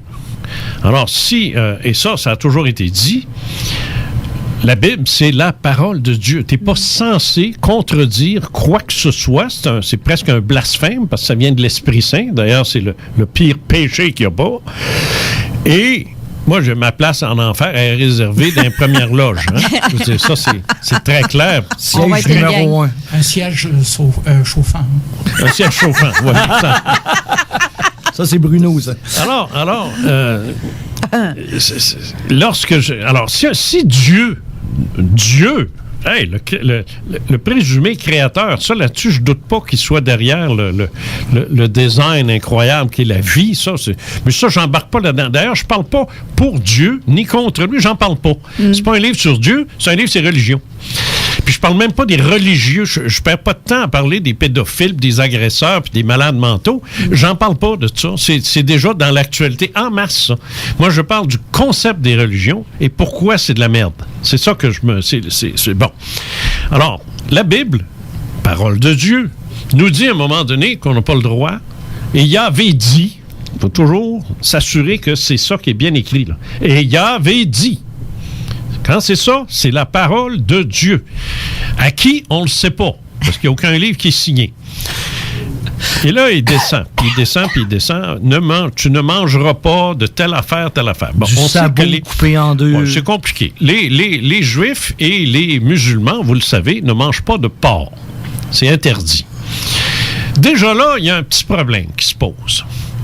Parce que la Bible, c'est la Bible des chrétiens aussi. C'est pas la Torah juive, c'est pas le Coran ou les hadiths, c'est la Bible. C'est notre Bible à nous autres. Parce que le concept de religion qu'on a baigne dans une aura de judéo-chrétien. Alors, si la Bible nous interdit de manger du porc, comment ça se fait qu'on en mange, nous autres? Deuxième point, Jésus-Christ, qui est censé être le Fils unique de Dieu, est descendu sur terre et nous a dit, ne changez pas la loi. Ne changez pas un iota de la loi. Oui. Parce que si vous le faites, vous serez le dernier dans mon estime. C'est une façon de parler. On l'a changé. Avec la bénédiction de qui? De l'Église. Parce qu'on en mange du porc, nous autres. Alors ça, déjà là, il y a une contradiction flagrante. Mais il y a pire. Je vais laisser au lecteur le soin de découvrir c'est quoi. Mais il y a pire. Dans le sens que on nous dit de ne pas manger certains autres animaux. Parce que les gens pensent qu'il y a une question du porc. Il y a une question de 13-14 animaux. Ouais. Tu sais, il y a des corneilles là-dedans. Ouais. Puis ça, je suis bien d'accord, ça goûte la merde. Tu sais. Mais il y a d'autres animaux qu'on mange. Exact. Et que les Juifs mangent, puis les musulmans aussi, mais qui sont interdits pour des raisons qui sont biologiquement complètement fausses. Donc, quelqu'un s'est fourré. Il y a 3000 ans, je ne suis pas surpris qu'on se soit mêlé les pinceaux parce que il y a 3000 ans, on n'avait pas de cours de biologie comparée, hein, comme on a maintenant dans les universités, puis même en 12e année, quand ils nous font... on a tout fait ça, disséquer une grenouille. Moi, je suis allé jusqu'à un chat. Ah. Oui, disséquer un chat. Ouais. Et... non, mais je veux dire, c'est un cours de biologie. Ben oui, alors, ben oui. c'était correct, ça. Mais le pauvre petit minou, il est mort, là, mais ça fait rien. C'était dans le cadre d'un cours. Dans le cadre de course à biologie. Et là, on nous montrait les différents, l'estomac, puis puis on nous expliquait ce que c'était. T'sais. Mais eux autres, dans ce temps-là, quand tu ouvrais un animal, c'était pour lire dans les entrailles ébénies pour savoir si le roi allait perdre ou gagner sa guerre. Oui. Parce qu'on lisait dans les entrailles. Il n'y a pas de cours. Alors qu'un gars, un vieux juif, il y a 3000 ans, se soit mélangé pinceau, puis penser telle affaire sur le plan de l'animal en question. Que le lièvre soit un ruminant. Que le lièvre soit un ruminant, des choses du genre. Ça va. Tu sais, c'est compréhensible. Mais pas Dieu. Il ne peut pas se tromper. C'est ça. Dans ce cas-ci, c'est Yahvé. Ben, c'est ça. Dieu qui alors, aurait dit. il s'est trompé. Oui, et ce qui est intéressant, c'est que l'exégèse, qui est l'explication que la Bible se donne à elle-même, l'exégèse, c'est quelqu'un qui, en écrivant, là, en reproduisant la Bible, il voit qu'il y a un passage qui est peut-être obscur, alors l'exégèse, c'est sa job. Il y a des petits points, là, tu sais, les petits chiffres qu'il faut lire là, pour voir qu'est-ce qu'il y a en bas. Alors, quand tu vas là, l'exégète t'explique les choses. Puis dans le cas du lièvre, il donne une explication qui est tellement risible que c'est à se pitcher à la tête, c'est mûr. Et c'est là que tu vois qu'il y a une erreur flagrante. Et, partant de là, ça veut donc dire que cette phrase-là ne vient pas de Dieu. Et le reste? Si ça ne vient pas de Dieu, qu'est-ce qui arrive du reste? Puis ça, j'en ai des tonnes, mais c'est juste pour te dire que la preuve est là. Ça vient pas de Dieu, ce livre-là. Est-ce qu'on va arrêter là, de considérer la Bible comme un livre saint? Ce n'est pas un livre saint. C'est un maudit bon livre. C'est des bonnes histoires. C'est des histoires dramatiques, mais la même que as-tu déjà lu l'Odyssée d'Homère? Oui. Bon, ben, c'est fascinant. Hein? La prise de Troie avec Achille, puis avec la flèche qu'il reçoit dans la cheville, puis tu sais, c'est plein de les dieux interviennent, puis ça ressemble à Moïse, puis qui fend les eaux de la mer Rouge. C'est la même chose. C'est la même chose. Tu sais, c'est des on l'a pas lu la mythologie nordique, mais on l'a à la TV. Je veux dire, Thor. Tu sais, Thor avec son marteau, là. Ouais. Tu sais, Chris Hemsworth, là. Odin, puis... Il est-tu cute, Chris Hemsworth? En mesdames. Hein? Bon. Ben ça, c'est Thor. Fils d'Odin. Mais ça existe, ça, cette mythologie-là. Moi, je l'ai lu, ça, la mythologie nordique. C'est fabuleux. C'est compliqué, par exemple. Il y en a des divinités. Parlons donc des Égyptiens, la mythologie égyptienne.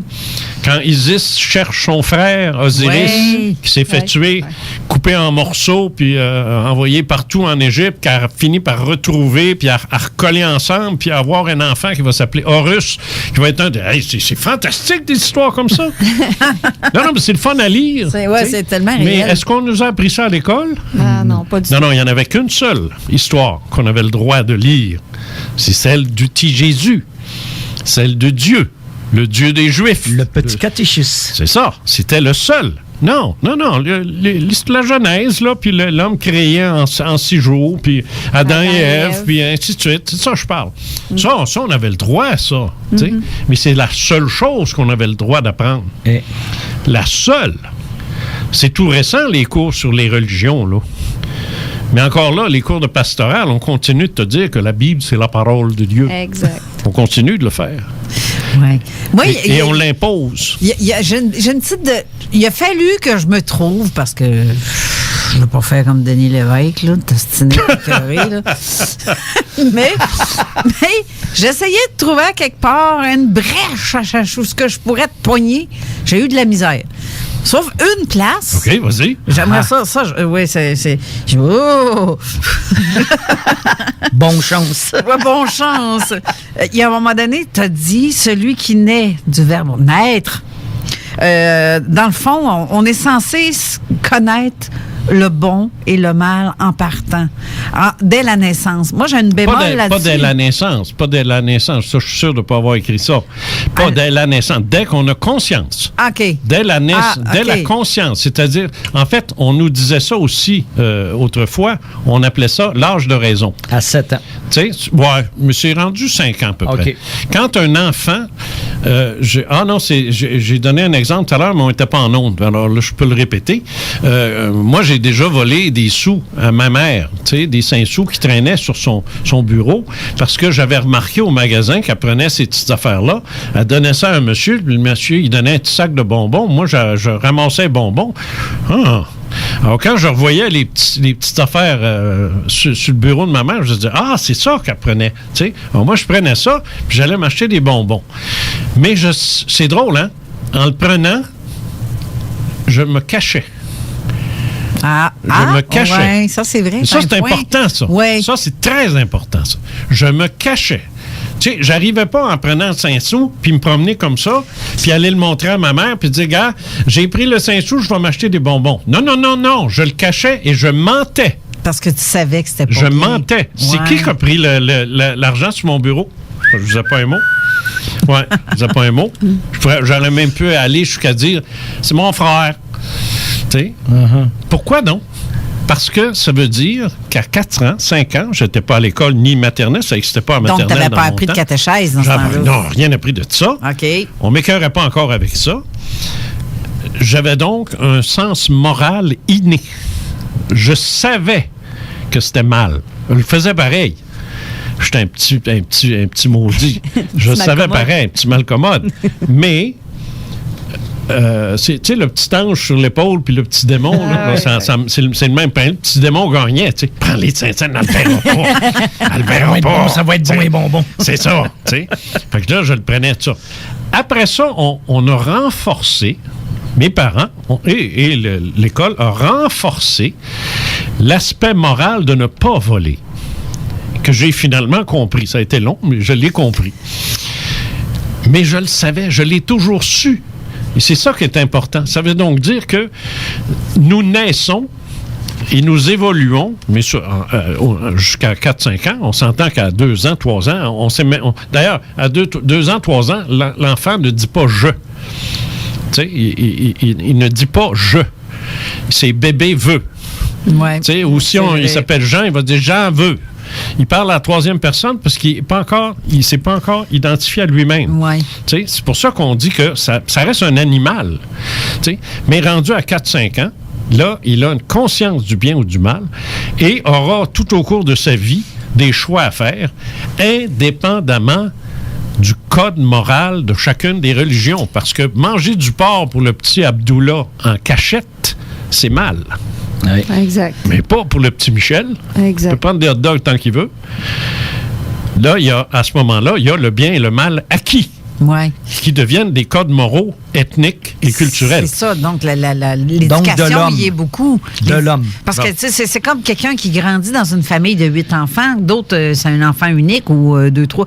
La morale change. Ben, c'est ça. La morale change. C'était quoi la question qui était supposée me planter? Ben là, tu viens de me répondre. Ah que je voulais pas te planter. J'essayais oui, de trouver une petite brèche, une fissure à quelque part. Mais en fait, tu sais, Attends, oui, t'as bien raison. OK. Il y a peut-être une petite fissure à quelque part encore. C'est que les saintes volontés des 10 commandements, ça fait partie des valeurs de la chrétienté, de la Bible, en fait. Tu voleras pas, tu tueras pas. Exactement. C'est les valeurs de tout le monde. D'abord, ça a été copié sur le code d'Hammurabi, qui était vieux de 3000 ans précédant Moïse. Ça a été copié mot à mot par le roi d'Assurbanipal en Mésopotamie, alors que les Juifs étaient en exil et qu'ils ont tout copié ce qu'il y avait là et qu'ils ont ramené et qu'on a retrouvé dans la Bible. Alors, ça, en partant, c'est un plagiat. Éhonté. En passant. Et j'ai vu la stèle d'Hammurabi au Louvre, à Paris. OK. Et là, les photographiés. Oui. Et puis, évidemment, c'est pas écrit en français, hein, on s'entend. Mais on voit là que c'est son code, c'est sa Bible à lui, c'est ses 10 commandements, gravés sur une pierre.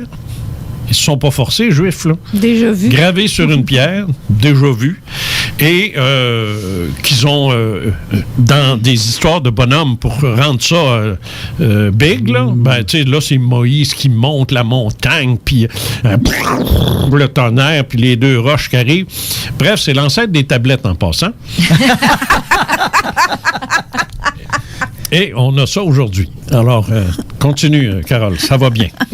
Mais moi, j'ai aussi... Non, avais-tu fini, là? Oui, mais là. c'est parce que j'avais aussi une question un commentaire que je trouvais assez intéressant qui a rapport Oui, avec... vas-y, cher. Dernièrement, le pape a répondu à un journaliste que si un jeune enfant a des tendances homosexuelles, le parent a le devoir de le faire voir par un psychiatre. Quelle absurdité. Ça fait très longtemps que personnellement, je suis en désaccord avec toute forme de religion. Ça, c'est le texto qu'on vient de recevoir. Merci, cette personne qui m'a écrit ça.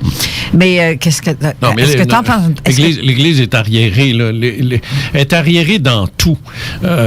C'est incroyable, je veux dire. Ils nous prennent pour des imbéciles heureux, en plus. En tout cas, regarde, je vais arrêter de me choquer. J'ai écrit un livre pour ça. Fait que lisez-le, puis vous allez au moins vous rendre compte que si j'ai raison, j'ai des maudites bonnes raisons d'avoir raison. J'invente rien. Non, effectivement, je confirme. Si je peux me permettre, justement, par rapport à... Tu disais, là... on parlait des homosexuels. Voyons, ça va sortir, là. C'est parce que je veux tout dire en même temps. Justement, dans le livre, à un moment donné, tu sors ce que Yahvé a dit par rapport aux handicapés, etc. Ça, c'est épeurant, ça. Mais il reste que si on regarde le fameux Jésus dans la Bible, il n'est pas dans la Bible comme tel, là, mais oui, il est dans la Bible. Il y a quand même Nouveau Testament. Le Nouveau Testament a été intégré dans la Bible. Alors, oui, mais ça reste que c'est un livre de la Bible au même titre que tous les autres. Je faisais plus référence à l'autre, ou ce qui en parle quasiment pas, là, dans l'Ancien. C'est quoi ta question? Ma question, c'est que, justement, par rapport aux handicapés, justement, Jésus, lui, il se présentait devant les malades et il les soignait. Donc, et Yahvé avait dit de s'éloigner de ces gens-là, de ne pas les traiter. Non. Ce qu'il a dit dans l'Ancien Testament, c'est pas tout à fait ça.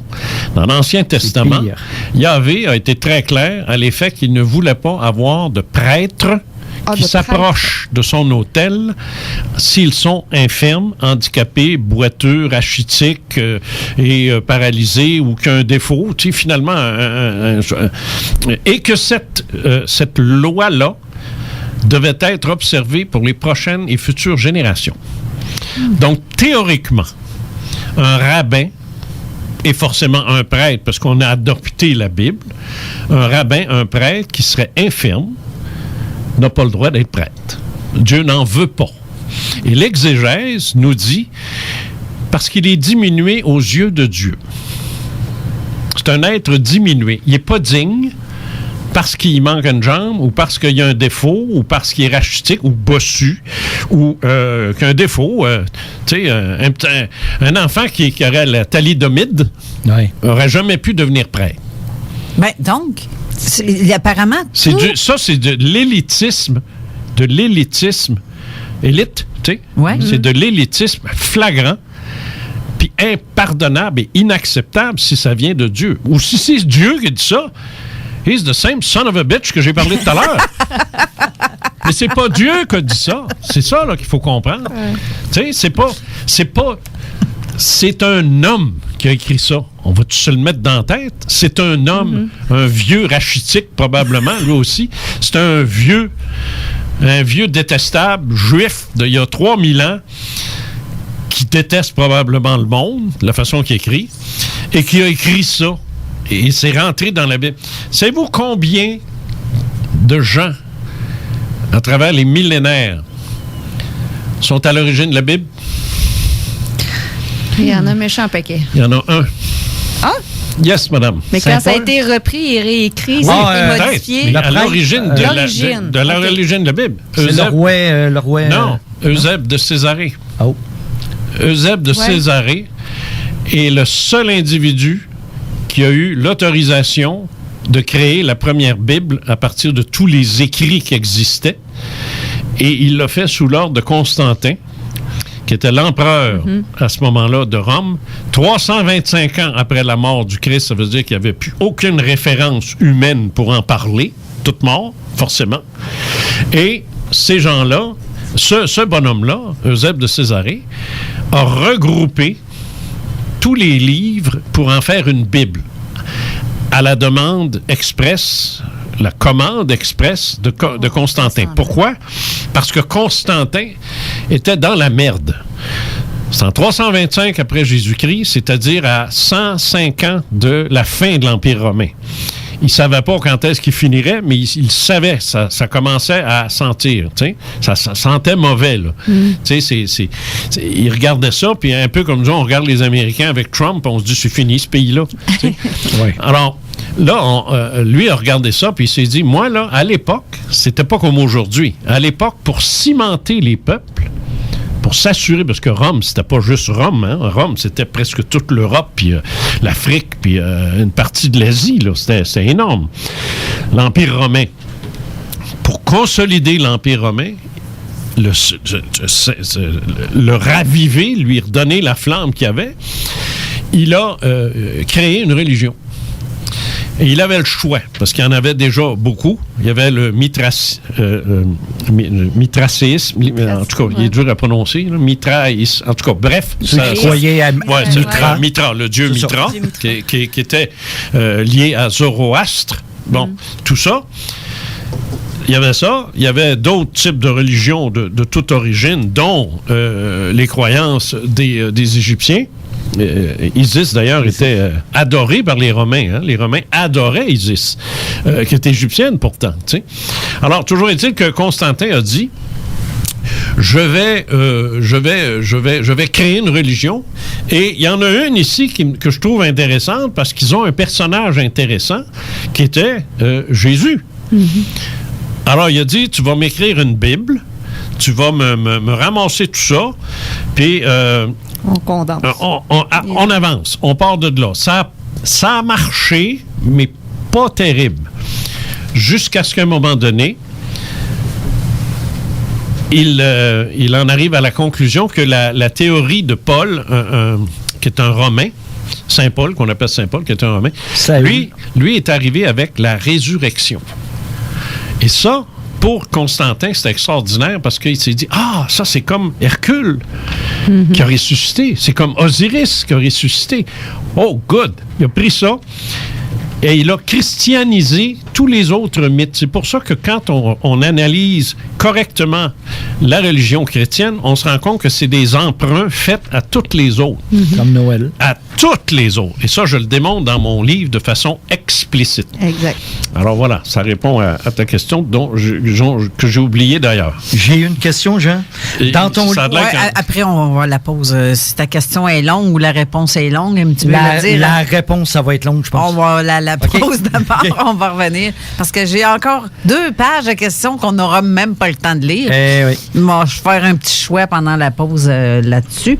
Alors, restez à l'écoute. On vous revient dans quelques instants.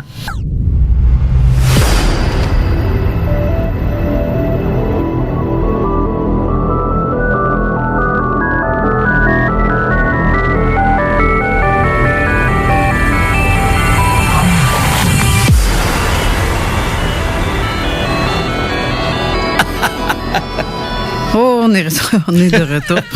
Pour prendre tes paroles auxquelles j'adhère à 100%, que j'ai vu dans le livre avec les petits chiffres en dessous tantôt que tu riais de moi, là. Oui. Je suis lumière et je retournerai lumière. Oui. C'est donc bien beau, cette affaire-là. Oui, oui.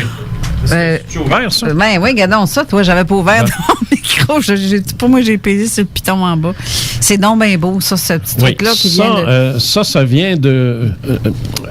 quand j'ai dit tout à l'heure qu'Eusèbe de Césarée devait choisir différents livres, tout au cours des siècles, la Bible a changé, a été modifiée d'un concile à l'autre.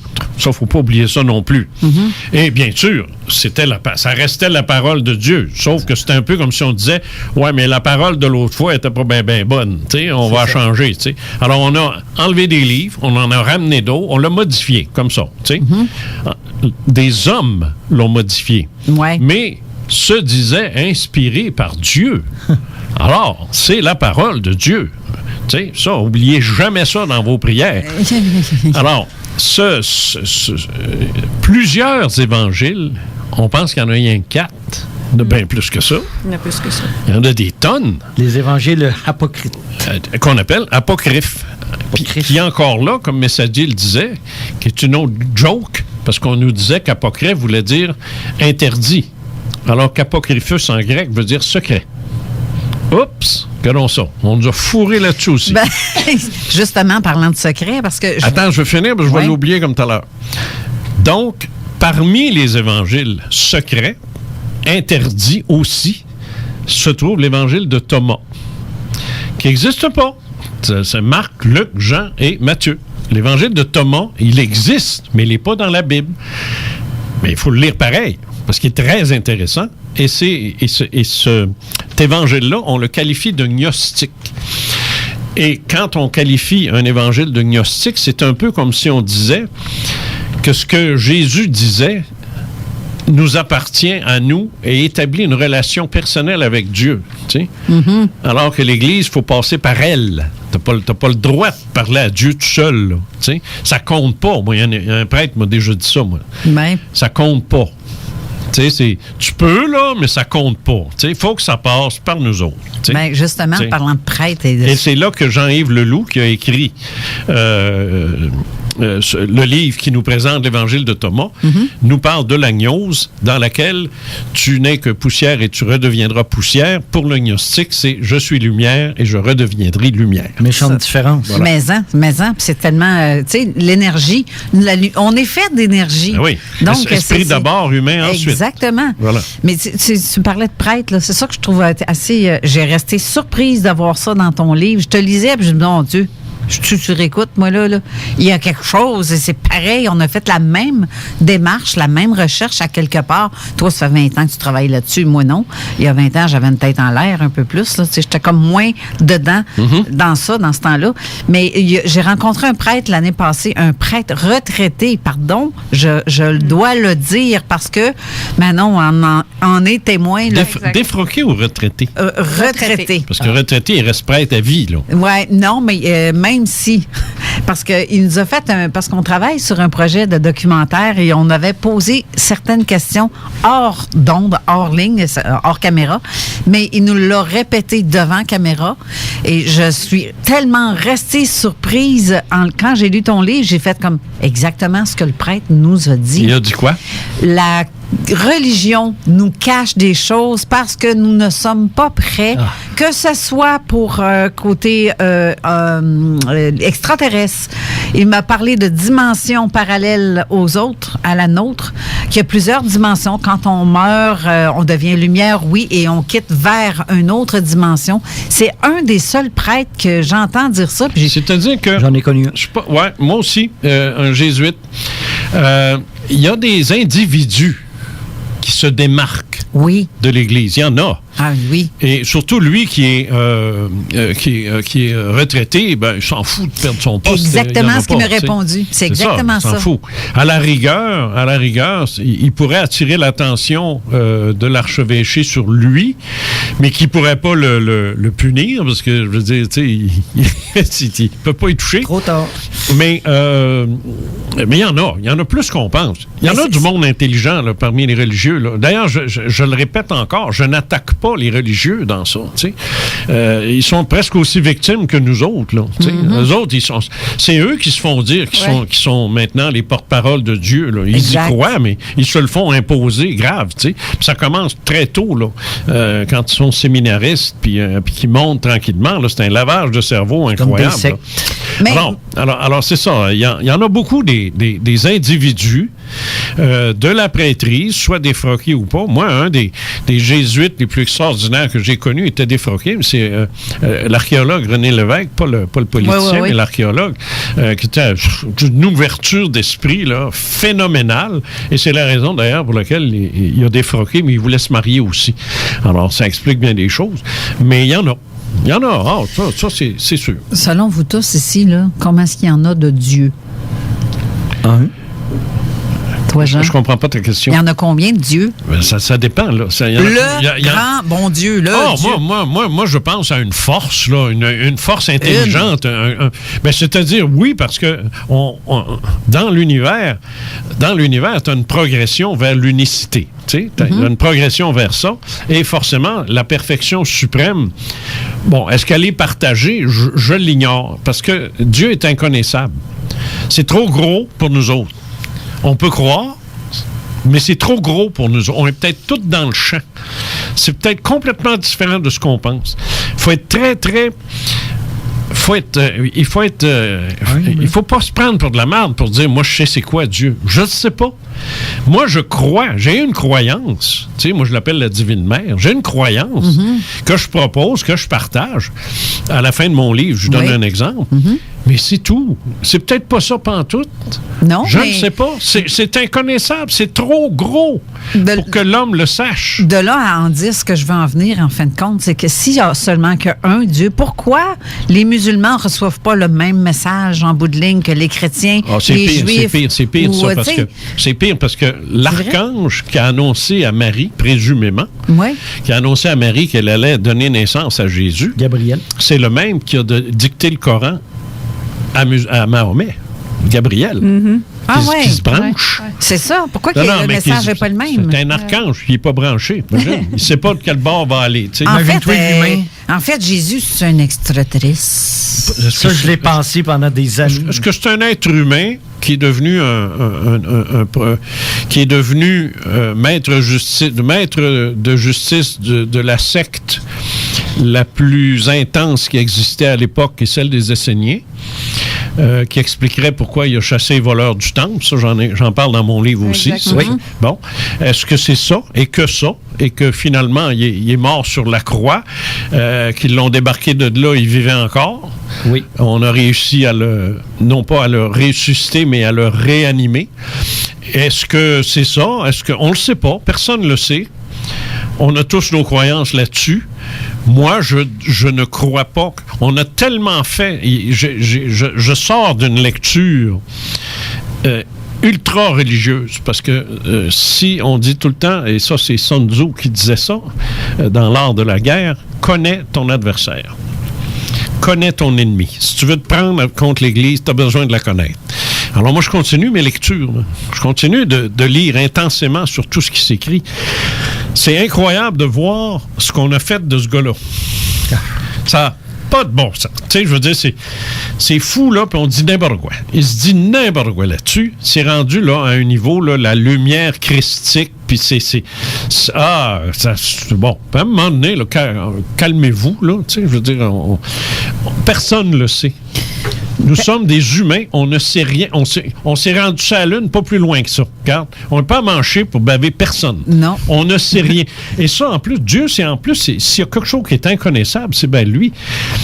Mais donc, toi, là, pour avoir écrit ce livre-là, ou peu importe tous les livres, ça rejoint à peu près aussi la question de José qui demande, explique-nous, pourquoi tu dis que Dieu est d'accord? T'as-tu envoyé un email? T'as-tu envoyé un fax, quelque chose? Je sais, c'est baveux. Oui. Oui, c'est baveux. Je l'ai fait parce que je le crois. C'est ma croyance. OK, à ton fort intérieur. Non, c'est ma croyance. Moi, je crois qu'il est parfaitement d'accord avec ça. Moi, je crois que j'ai son appui 100%. Honnêtement, 100%, je pense mais aussi, mais c'est ma croyance. Je l'impose pas. Je dis pas aux gens, si vous croyez pas ce que je viens d'écrire là, votre âme est perdue. Ouais, c'est ça. Votre âme est perdue, votre vie est gâchée, c'est fini. Vous allez vous allez en subir les conséquences si vous ne croyez pas ce livre-là. M'as-tu déjà entendu dire ça? Non. Oui, je viens de le faire. mais joke à part, là, j'ai jamais dit ça. C'est ma croyance. Si elle n'aime pas ma croyance, c'est correct. Non, au contraire, les gens sont à date, là. Ce que je vois, les gens sont tout à fait d'accord. Josie dit ça, Marcel dit ça. J'ai tellement de monde qui me dit ça. En plus, je ne sais pas si Manon, tu as vu d'autres messages qu'on reçoit, parce que j'en reçois aussi en privé. Et tout le monde est d'accord avec ce que tu dis, mais ils vont être encore plus d'accord une fois qu'ils vont te lire. C'est-à-dire que il y a beaucoup de gens, à l'heure actuelle, qui ont abandonné la pratique religieuse. On le sait, on y va le dimanche, puis c'est toutes des têtes blanches, 80 en montant. Il n'y a plus de jeunes qui vont là, ou très peu. Très peu. On le voit. Les églises ferment une après l'autre. Ben oui, ça devient des bibliothèques, puis des salles. Exactement, puis des salles de conférences, puis des condos même, dans certains cas. Bon. Alors, ça veut dire qu'il y a une désaffectation réelle actuellement de la pratique religieuse. Sauf que, quand tu demandes à ces gens-là, tu crois-tu encore en Dieu? Puis là, il dit, je vais te dire textuellement ce qu'il répond. Il y a une force, là. Moi, je pense qu'il y a d'autres choses. Mais la religion, là, j'y crois plus. C'est ça qu'ils vont dire. Ça ressemble à ça. Il y a un mot pour ça. Le déisme. Le déisme. Et je l'explique en arrivant, en partant dans les 4 premières lignes du livre, je définis le déisme par rapport au théisme. Oui, c'est ça. Déo, théo. Je fais la différence. Ça existe, ça. C'est un mouvement, pas un mouvement, c'est une école de pensée qui existe, mais l'Église, savez-vous ce qu'elle dit quand vous êtes contre les religions? Que vous devenez un athée. Un athée. Et c'est correct parce que le A, la particule A, avant le mot athéisme, qui n'est pas théiste. Je ne suis pas théiste, mais je ne suis pas un athée. Je suis un déiste. Mais ça, l'Église ne te le dira jamais, ça. L'Église n'accepte pas, refuse de t'entendre dire « Je crois en Dieu, mais pas en toi ». Elle n'accepte pas ça. Pour ça, je dis que c'est assez. Maudit niaisage. C'est assez. Tu as entendu ça? Oui. Jean, tu avais une question? Sauf erreur, dans ton livre, tu parles presque pas de réincarnation. Est-ce que c'est voulu? Pas du tout, c'est voulu. Je ne suis pas là pour parler de mes croyances. Je suis pas là pour J'ai fait un livre sur la réincarnation, ça s'appelle « La mort n'est qu'un masque temporaire ». Bang, il est là. Si quelqu'un veut me lire là-dessus, il est là, il existe. C'est pas un livre là-dessus, c'est pas un livre sur mes croyances, c'est pas un livre. Juste à la fin du livre, je témoigne de ce qu'est Dieu pour moi. Dans ta conclusion? Dans ma conclusion. Pour moi, je ne dis pas que les gens doivent adhérer à ça.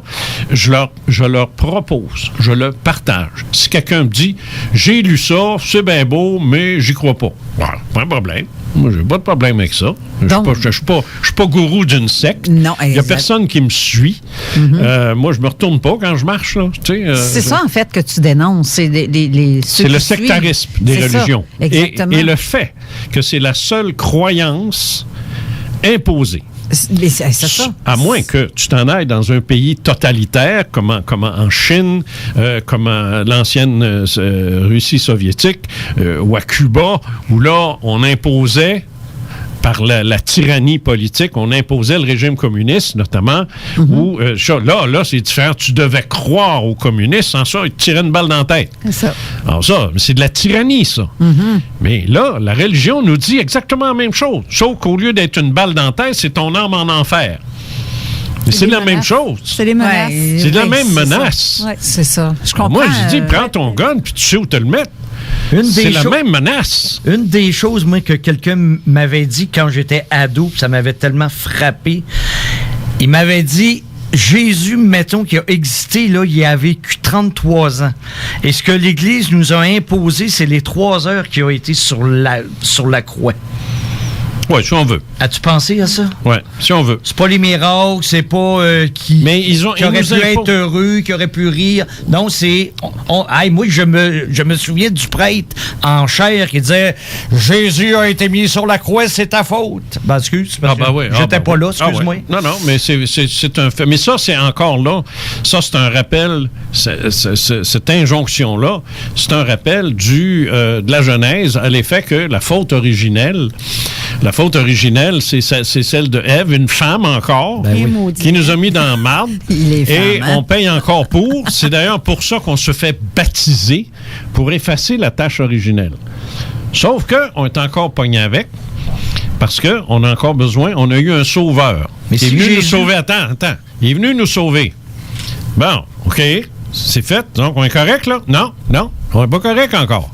Parce que si on fait d'autres affaires tout croche, on s'en va en enfer pareil. Bref, là, on n'a jamais eu de billets gratis. Ben non, on va tout en enfer pour toutes, même ceux qui ont des dons de voyance. Les dons de voyance, la prémonition, les horoscopes, ça, c'est péché mortel. Ben oui. Moi, je te dis, il n'y a pas un être humain, il n'y a pas un Québécois actuellement qui est safe. J'ai déjà dit à des sœurs, vous devriez me lapider.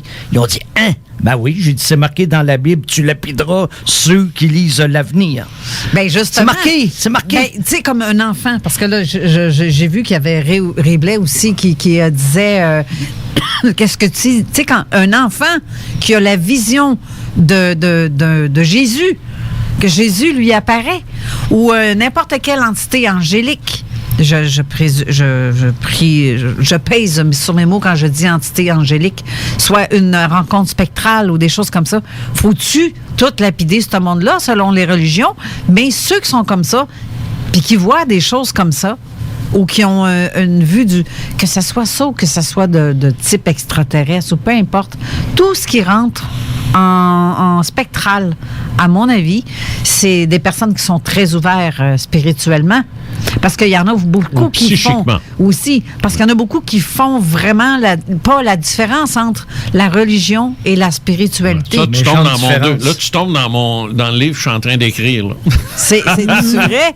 Ah ouais, j'ai dû avoir lu dans ta tête à quelque part. Télépathie. Mais sérieusement, les gens font beaucoup le lien, ils ne font pas la différence. Moi, si je dis j'ai vu un ange, hey, c'est pas l'ange que je vais voir, il n'y aura pas Ça dépend, Carole. C'est l'interprétation. Ça dépend, Carole. Si tu dis que tu as vu un ange ou l'équivalent d'un ange, puis que tu t'appelles Carole Lauzé, tu es marié ou enfin tu vis avec un homme. Dans le péché. Peut-être même dans le péché. Si vous n'êtes pas marié officiellement, vous êtes dans le péché. Même d'ailleurs, si c'est à la suite d'un divorce, c'est pas reconnu. Non, c'est sûr que là, l'Église t'aime pas. Mais si tu étais une religieuse cloîtrée, depuis toujours, et que tu te levais un beau matin avec les yeux brumeux puis tu racontais ta vision, là, ça se pourrait que on t'encourage à continuer. C'est ce qu'on a fait avec Sainte-Thérèse d'Avila, qui a raconté une expérience et qui a été personnifiée par comment est-ce qu'il s'appelle? L'artiste, en tout cas, là, il a fait une sculpture extraordinaire. Le Bénin, c'est ça, Bénin? Rodin? Non. En tout cas, peu importe. C'est un orgasme. Oui. C'est carrément un orgasme qu'elle a, là, la fille, là. La façon qu'elle se tient, puis la façon qu'elle s'envoie en arrière, là, puis elle se prend un sein en même temps, là. C'est carrément une femme en orgasme avec le petit gars qui y rentre de quoi dans l'estomac. C'est calme. Alors, mais c'est une religieuse. C'est Sainte Thérèse. Alors, c'est une sainte. C'est pareil comme le Cantique des Cantiques qu'on parlait tout à l'heure, où c'est un texte d'un érotisme incroyable qui date du roi Salomon. On en a parlé tout à l'heure. Paul, le tordu misogyne, vient nous dire pour expliquer comment ça se fait que ça ressemble à du sexe, c'est la preuve de l'amour que Jésus a pour son Église. C'est pour ça que j'ai appelé ça les saints de l'Église, moi. Parce que c'est... Non, mais c'est lui qui dit ça, c'est pas moi. C'est la preuve que Jésus aime son Église. Je prendrai tes seins, puis il va y avoir... Il y a du stuff qui reste à la poignée de porte, puis c'est très clair. Hein, oui, c'est vraiment écrit. C'est vraiment dans la Bible. Il faut vraiment le lire. C'est du sexe, carrément. Alors, voilà. 2 minutes. Oui, il reste 2 minutes avant la fin de l'émission. Fait que, y a-tu d'autres questions, Manon, du public?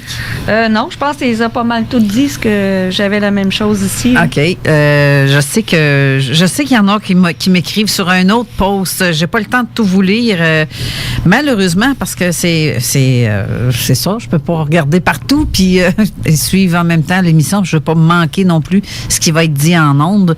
Mais pour les 2 prochaines minutes, quelle en serait ta conclusion, Jean, sur... parce que, en fait, si on rejette la religion, comme tu écris sur un texte, qu'advienne-t-il de Dieu? Ouais. Le fait de chasser les religions de notre vie, c'est pas chasser Dieu. Ça, moi, j'ai écrit ce livre-là pour donner à ceux qui ne pratiquent plus des raisons de penser qu'ils ont bien fait. Que c'est pas une erreur. Qu'ils avaient raison de le faire, qu'ils ne se sont pas trompés. Ils ont été brillants quand ils ont décidé d'arrêter ça, ce niaisage-là. Et je leur donne des arguments, des raisons de voir qu'ils ont bien fait. Je leur donne du matériel. Je leur donne des questions à poser à leur curé s'ils viennent se faire écœurer. Je leur donne du matériel pour expliquer peut-être à leurs enfants pourquoi on ne les a pas baptisés. Parce que c'est drôle, hein, mais les non-pratiquants continuent de baptiser leurs enfants. C'est vrai. Parce qu'en Chine, ils ont peur. Les religions ont été construites sur l'émotion qui rend l'homme le plus vulnérable. La peur. Mm-hmm. La peur de tout. La peur de la mort, la peur de l'invisible, la peur d'être tué, la peur d'être blessé, la peur de ci, la peur de mourir de faim, la peur d'avoir un accident. On a peur de tout. Ah, mais la religion nous sauve. T'sais? Alors, on se vautre dans la religion. Puis maintenant, mais, parce que ce livre-là n'aurait pas pu paraître il y a 20 ans, 30 ans. Il n'y a pas un éditeur qui l'aurait accepté, première des choses. Ouais. Mais là, c'est le temps. Là, j'écris ce livre-là aussi, parce que même si on en a terminé avec la religion chrétienne puis catholique au Québec, pas mal, là, on les a pas mal mis à leur place, il y en a d'autres qui s'en viennent. Ouais. Okay. Et qui s'imposent. On a des policières qu'on pourrait retrouver avec des voiles sur la tête. Moi, je dis non. Je dis non, parce que c'est même pas une croyance religieuse, c'est une croyance culturelle. Les Sikhs font de la moto, pas de casque, parce qu'on leur a dit, à cause de ta religion, tu peux le faire. C'est pour ça que je dis, les religions, c'est assez. Merci beaucoup, Jean Cazot, pour cette présence et ces explications. Comme je vous dis, je vous conseille de le lire parce que là, plusieurs personnes peuvent juger et dire « Mon Dieu, tu parles un effronté » ou « Mon Dieu, quel blasphème ». Non, lisez-le, vous allez comprendre que ce n'est pas un blasphème, le but de ce livre-là. Et au contraire, c'est vraiment une explication avec ces 20 années de recherche pour en venir à écrire ce petit bijou-là. Merci beaucoup, Jean Morissette. Prochaine. Oui. J'espère. La prochaine, Manon, merci d'avoir été là aussi encore aujourd'hui. La semaine prochaine, je reçois notre bonne amie Patrice Cocro en studio. Alors, je vous laisse là-dessus et je vous rappelle que tout de suite après l'émission Code F 3.0, ça arrive dans quelques instants. Je vous remercie beaucoup de vos commentaires. Et en passant, j'ai un livre à faire tirer que Jean Cazot, justement, les religions, c'est assez et Dieu en est parfaitement d'accord. Je vais avoir un livre que je vais faire tirer. Vous ne pourrez pas savoir qui a gagné avant la semaine prochaine ou je vous contacterai celui qui l'aura gagné en privé, par message privé sur Zone Parallèle. Alors, merci beaucoup. Je vous souhaite à tous une bonne fin de semaine et à la semaine prochaine. Bye bye.